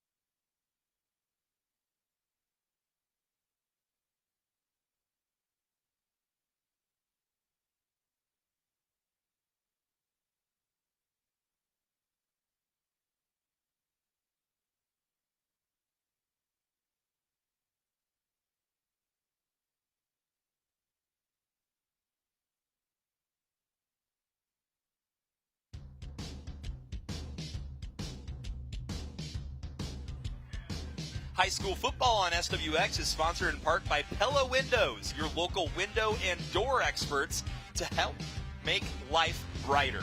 And Dr. C Family Dentistry, complete care for every smile at every stage. And we'll have one of the student sections will be smiling nice and big after this fourth quarter of play. We are just about to start things. Cade Stroesher and the Mount Spokane Wildcats looking to score here. They give it off to Rock Franklin, who gets about 6 yards on that first down carry. Mead Panthers, their defense has been stout for the most part until here in the second half. They still lead 14-10 over Mount Spokane, but one more quarter here to decide things and decide who will get to ring the bell at the end of this one. Stroesher in the shotgun. He's got three receivers to his left and one to his right. They're just going to hand it off to Ethan Williams. And, man, Mount Spokane has had no run game whatsoever to speak about because the Mead Panther defense has been in their backfield when they do. Yeah, and it's going to be interesting to see how many more opportunities or series they get the rest of the game. So they're kind of trying to balance that, chewing up a little time, but then I would imagine that they're going to go to the air here on 3rd and 3 to try to get the first down. Definitely 4-down territory. They haven't had the momentum all game, so we'll see what they elect to go with. 3rd and 3, a big one here for the Wildcats. Stroesher drops back, going to try and throw a little dart over to the side. He does. He's got Zayden Trout for a first down catch, moves the chains for Mount Spokane, and all of a sudden they're on the 37 going in on the Mead Panthers. What a sure-handed catch. No gloves needed there. Fullback makes it out into the flat, does a great job at climbing the ladder and bringing it down. You know, that's when you want to win a rivalry game, you have to come down and make those 50-50 plays, and he did a great job there for his team to bring that one down. So Mount Spokane set up with 1st and 10. They have made it into Mead territory, and they're handed off to the motion man, and again, Rashad Franklin this time has nowhere to go. It doesn't matter if they do a jet sweep or some sort of motion. The run game for Mount Spokane has been stifled. Yeah, there's just nothing doing for the Wildcats tonight. If they want to beat this team, they're either going to have to get the balls into the hands of the Franklin brothers, or they're going to have to start airing it out here. And they're trying what they can. We're just about 10 minutes left in this game, but so far it's been a lot of passing for Mount Spokane, trying to get things open. Another second and long, but that hasn't stopped the Wildcats at all on this drive. Strocher drops back, deep drop back, throws it over to the sideline. I don't know if Rock Franklin was ready for it or if he jumped late. But Strocher's ball incomplete. That'll make it 3rd and long for Mount Spokane. Yeah, this is a tough down and distance too. 3rd and 13. See what the Mount Spokane Wildcats dial up. Mead Panthers right now trying to make sure everything's good on their side of the ball. Watch Cooper Danes. He's right there on your screen, 72. He's going to try and get to Strocher. It's a pass, and he gets to him, but I think he may have had a head start. I think we're getting a false start here. The receiver, Rashad Franklin, didn't look like he was lined up on sides. So that'll back up Mount Spokane even more. These penalties have just killed him. So that'll be a 5-yard penalty and make it 3rd and 18. We'll see. They had some success, obviously, with that screen pass, but I think the defensive line coach for the Panthers is going to be screaming or hollering at the defensive linemen that watch the screen here. So here's Strocher. In the backfield with him is Zayden Trout. He's got 2 wide receivers on both sides. The hard count may have drawn some offsides, but they didn't throw a flag. So Strocher looking, and he's taken down for a sack. What a play by Garrett Miller, last year's GSL defensive MVP, and he comes up with a big one. Yeah, Garrett Miller came off the edge there, does a great job at tracking down the quarterback. You see Strocher, he was like, I got to find something downfield, and yeah, Miller was not fooled by that pump fake whatsoever. And we'll see if the punter can get this back to the first down yardage marker. Got a long, long way to go. 4th and 24. And the punt is away. We'll see. It's a pretty good punt. And it takes a friendly Mount Spokane bounce, but picking it up and running with it is Landon Thomas. And Thomas will get about 5 or 6 yards. So Mead will start this drive from their own 16-yard line. So one side punts, the other side punts. Both teams still trying to find a rhythm. Both marred by holding calls and penalties on both sides. But still 9 minutes left to decide this game. Only a 4-point Panther lead. If you're Mead, I mean, do you stay on the attack? I mean, you have to, right? You're not trying to run the clock out here. You're too far in your own territory, right, Cole? I think you could go either way here.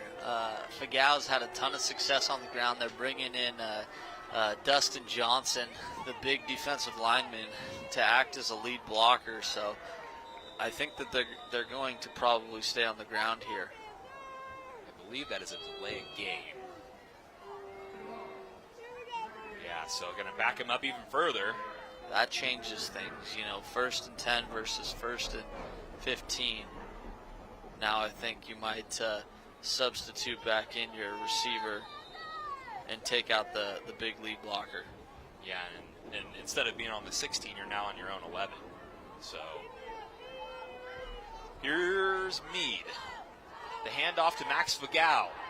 He gets a good chunk of yards, gets past the original line of scrimmage. Make it 2nd and 8, 2nd and 9.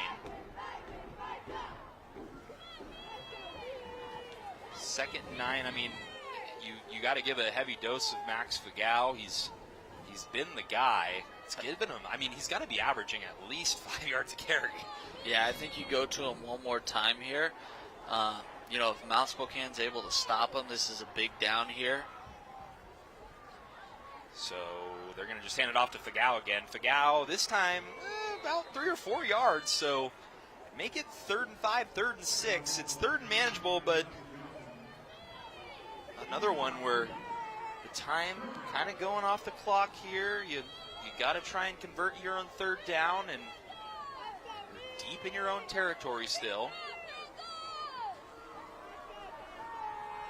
See if head coach Terry Clore over there on the Mount Spokane sideline, we'll see if he dials up some pressure.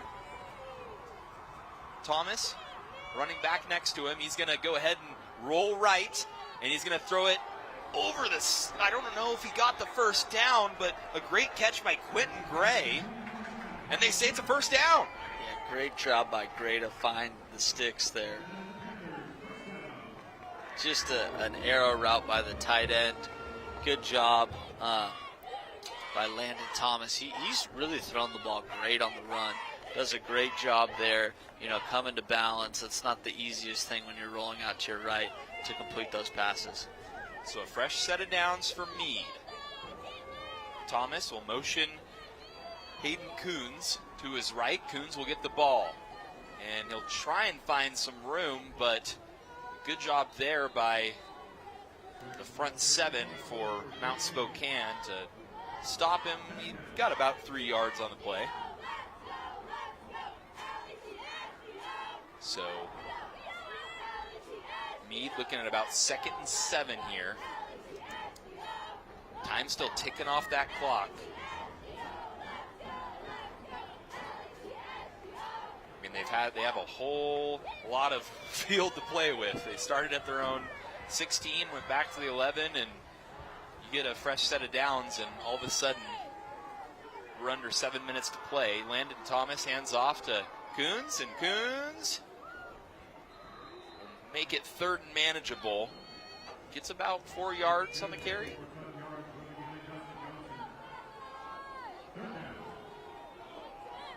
You'd expect them to keep it on the ground here, Cole? Oh, for sure. I'm surprised. I wonder if Max Fagao is cramping or has an injury down here on the sidelines. I'm surprised that he's not coming in here to punch it down 3 yards to go. Yeah, I can see him kind of being worked on by the trainer. So we'll see what they do. 3rd and 2. Handoff. Coons not going to get there. What a stop by Mount Spokane. In on the play, a huge defensive stop there by, I think, Connor Calcutt. Yeah, Connor did a great job, stopping the second running back in his tracks there.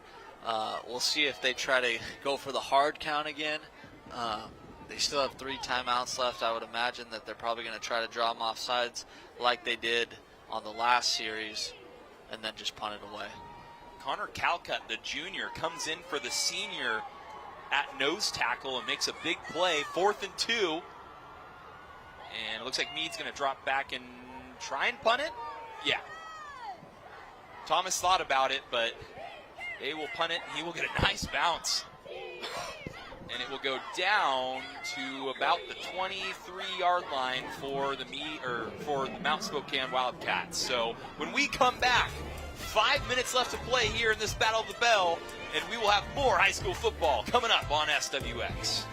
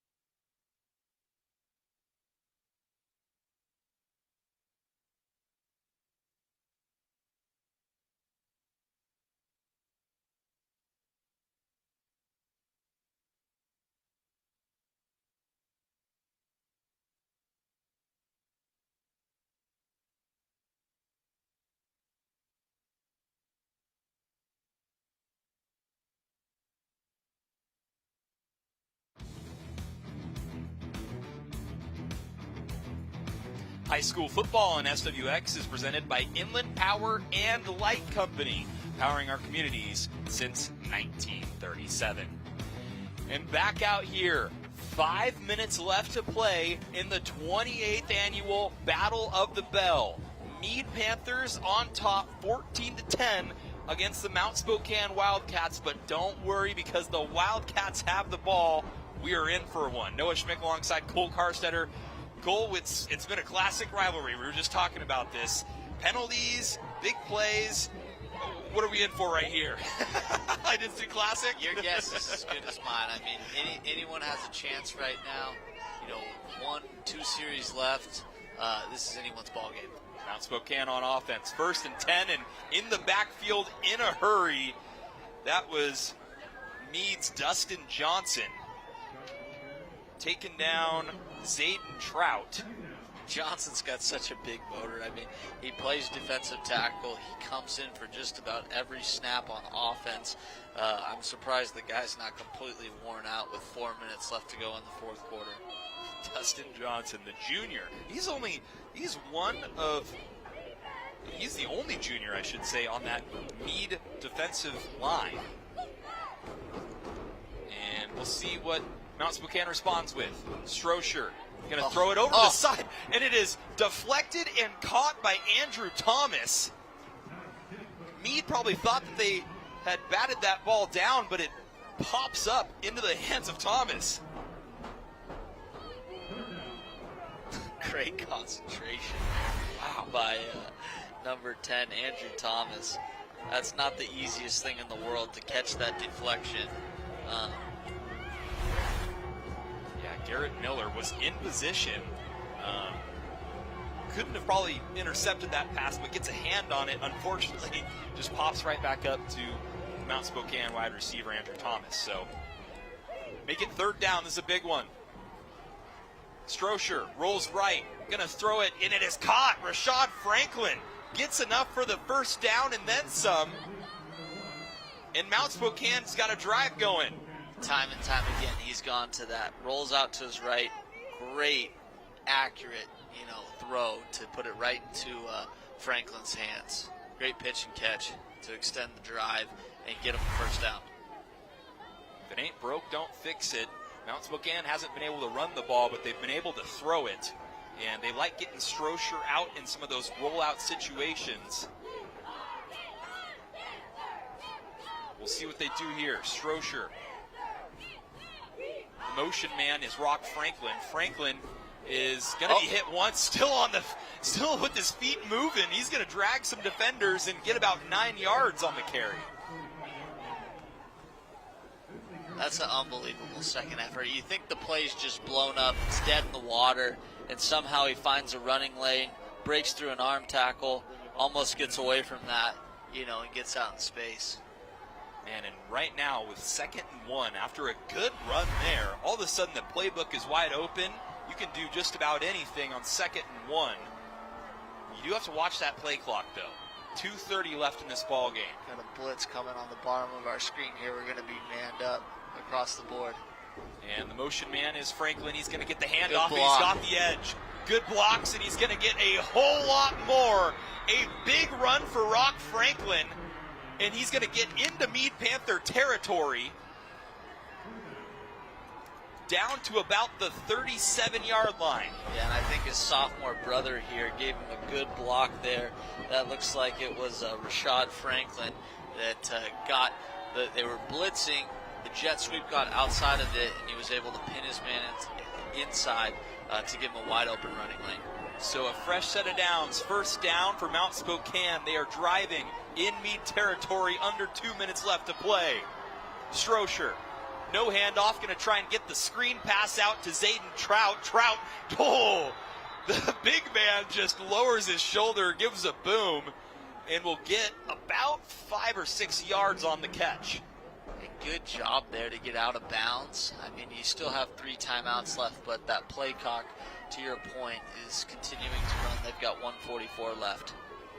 Yeah, it was kind of a design screen pass, and Trout just lowering the shoulder, lowering the boom. And we'll have to see here. They're going to mark it, yeah. So 2nd and 5 for Mount Spokane. 1:44 left. And the Mead student section is on their feet trying to get some defensive momentum. The throw is a quick one over to Rock Franklin, and the Mead defense is all over that one. Tice Tuggle able to be the first one there, and all sorts of Mead Panthers. I think Garrett Miller was there too. They kept him in bounds. So that play clock continues to run. Yeah, I don't know why they're not taking the timeout right here. 3rd and 5, and finally head coach Terry Clore is going to take a timeout. I wonder if over there, he thought it was out of bounds, but a good 15 seconds ran off the clock or so. Yeah, and we'll see if that affects things down the stretch here. Obviously, they have to, make the first down initially, but that could come into play if, things continue to progress and they're able to get 7 more yards and extend this game.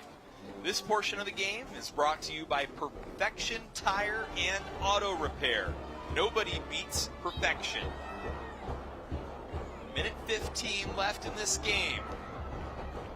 A big 3rd and 5 for the Mount Spokane Wildcats. The Mead Panthers looking for a stop. Now, Noah, are you going back to the spot route? They've had a ton of success with it. They motion out those 3 receivers to the field side, and they just allow Franklin to find space in that Mead Panther zone. The whole game, the Panthers have been running cover 4. Looks like they might be manned up here to prevent that. We'll see. There might be a blitz coming from Mead as well. Strocher's going to roll right. He's got someone down the middle. And a great catch by Rashad Franklin is going to be deep inside the red zone of the Mead Panthers. He's a safety blanket. Wow. Whenever he needs to go to somebody, he just threw that ball up for him. And you'll see on this replay, Franklin is wide open down the middle. Strocher sees him and just throw it up to him. And don't forget, the chains are set and now time is running down. Mount Spokane has to score a touchdown. A little confusion here on offense. Strocher trying to get someone back over. He's got 3 receivers to his left, and he's going to throw to his right. The one-on-one coverage, fade route, no good. Good defense there by the cornerback, Luke Marchessault. Yeah, Marchessault did a great job there. That's just a 50-50 fade ball. Can't be in a better position than he was right there. He's trying to get it to Rock Franklin, that one-on-one in the corner. Wow. So that does stop the clock. Under 35 seconds left to play in this ball game.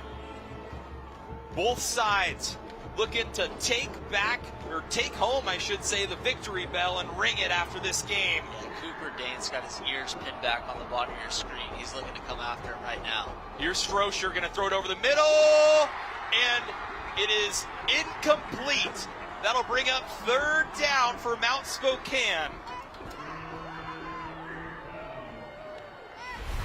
Under 30 seconds left to play. Strocher was trying to get it inside there to Rock Franklin. Max Vigao on the coverage. And all of a sudden, they're going to take a timeout and talk about things. 3rd and 10. You're on the 19-yard line. Man, partner, we've got a good one here. We've got a rivalry game on our hands, that's for sure. This is exactly how we drew it up and how we wanted it. 3rd and 10 with 30 seconds left. You'll see Mount Spokane trying to draw up a play call here. We've seen a lot of rollouts for Strocher to try and find someone downfield, but you don't have as much room here on the 13-yard line, 14-yard line. Yeah, they got 1 timeout left. It's critical that he doesn't take a sack here. Even if they don't complete this pass, they'll have another opportunity to throw it into the end zone on 4th down. 3rd and 10. Obviously, 4-down territory here. You got to score a touchdown if you're Mount Spokane. Cade Strocher with one-on-one up at the top. Yep, 3 receivers to his left, 1 to his right. He's going to go left and overthrows his wideout. Looking for Jackson Kelly. No flags on the play. Make it 4th and 10. This is a nail biter. This is exactly how you draw up a rivalry game. Strocher was looking to heave it deep into the corner. I think they're kind of maybe trying to do a little pick route there. Yeah, got away with a hold too by the linebacker. Not sure that that shouldn't have been called, but they're going to get one more shot at it here on 4th and 10. All right, turn up the stadium mics. It is 4th and 10. The Mead student section is loud in front of us. This is for the ball game, folks, unless they can get a first down. Strocher, back, throws it up to the corner. Caught by Rock Franklin. Touchdown, Mount Spokane. They go in front. Who else? Who else? The safety blanket. He's been there all game for him. Rock Franklin has done everything for this Mount Spokane team. Throwing it, running it, and catching it. Hauls in the touchdown. And he can just relax on the sideline with that cramp because he's done enough for tonight. You gotta love rivalry games. One side loud for the 4th down stop. Silence over here on this home side. On the away side, joy and jubilance from Mount Spokane student section.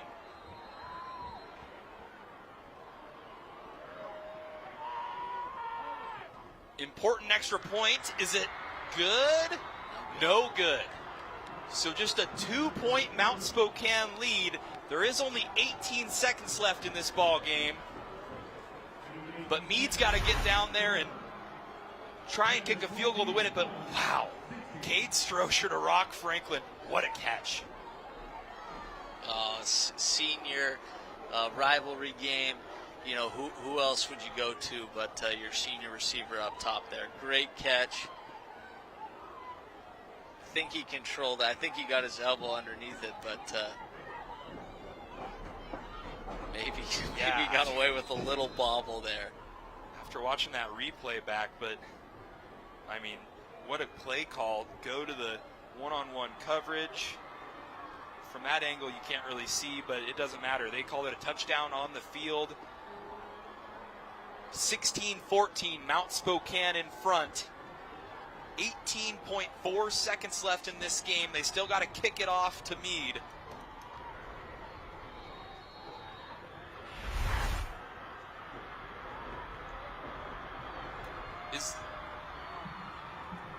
I'm keeping this as far away from Lee Column as I can. Yeah, I was going to say, we'll see where this ball gets kicked off to. They are going to go ahead and return it. On the return, Lee Colomb is going to be brought down at the 20. We'll see. They've got 9 seconds left.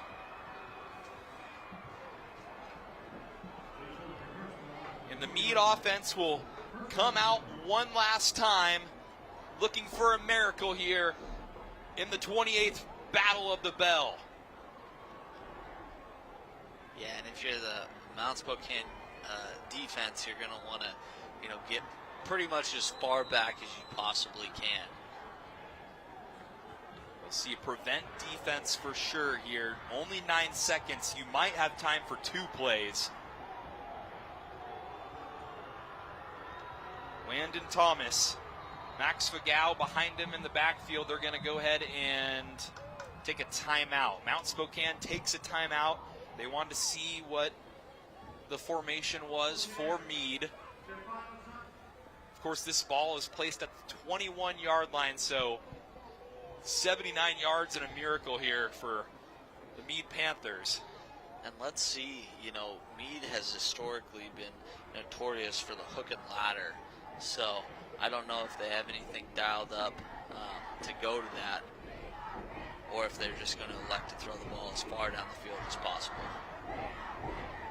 Cameron Cruz keeps showing if I I think that might have been Rock Franklin who is being tended to on the sideline. The hero right now for Mount Spokane, pending these last 9.3 seconds left. But wow.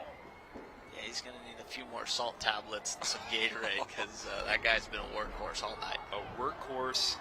Rock Franklin has done it all for Mount Spokane, but Mead still has time, and they've got 79 yards in a miracle with 9.3 left. Landon Thomas drops back. He's got time. He's going to throw it deep. Only one Mead receiver in the vicinity. It is batted down. There's still time for one more play. He was looking for Lee Colombe, but Colombe was surrounded by 3 Wildcat defensive backs. And time did not run out, so 1.4 left in this one.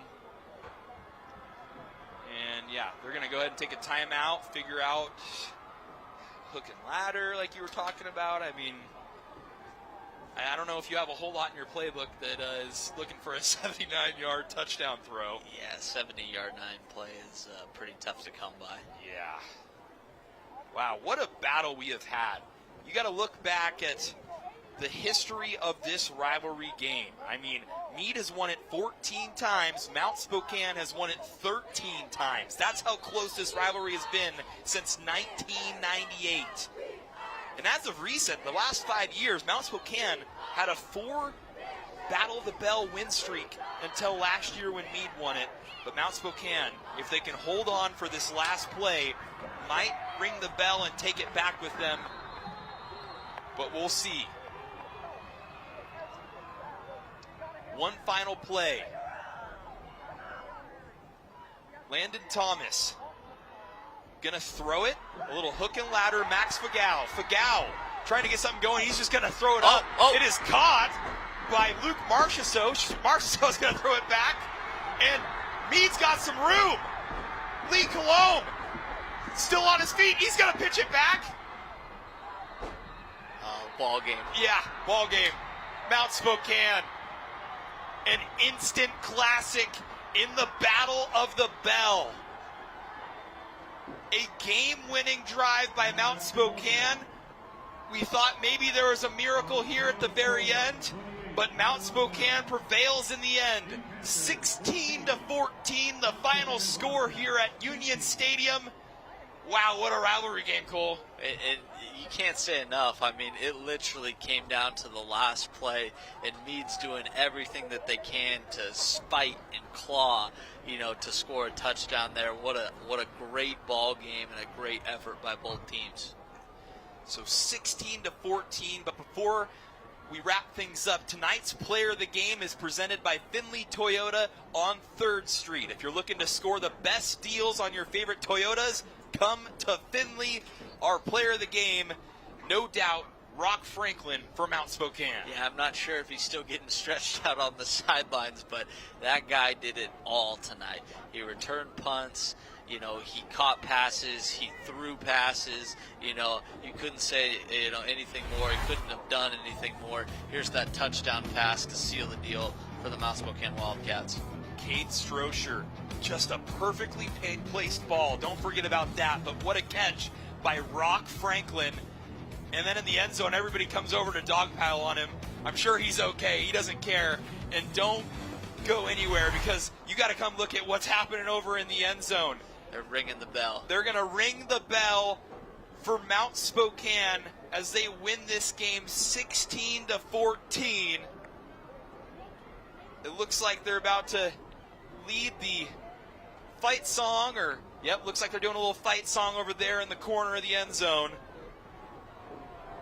Man, what is this? This was too awesome. Mount Spokane, like I said, the last 5 years, they had it.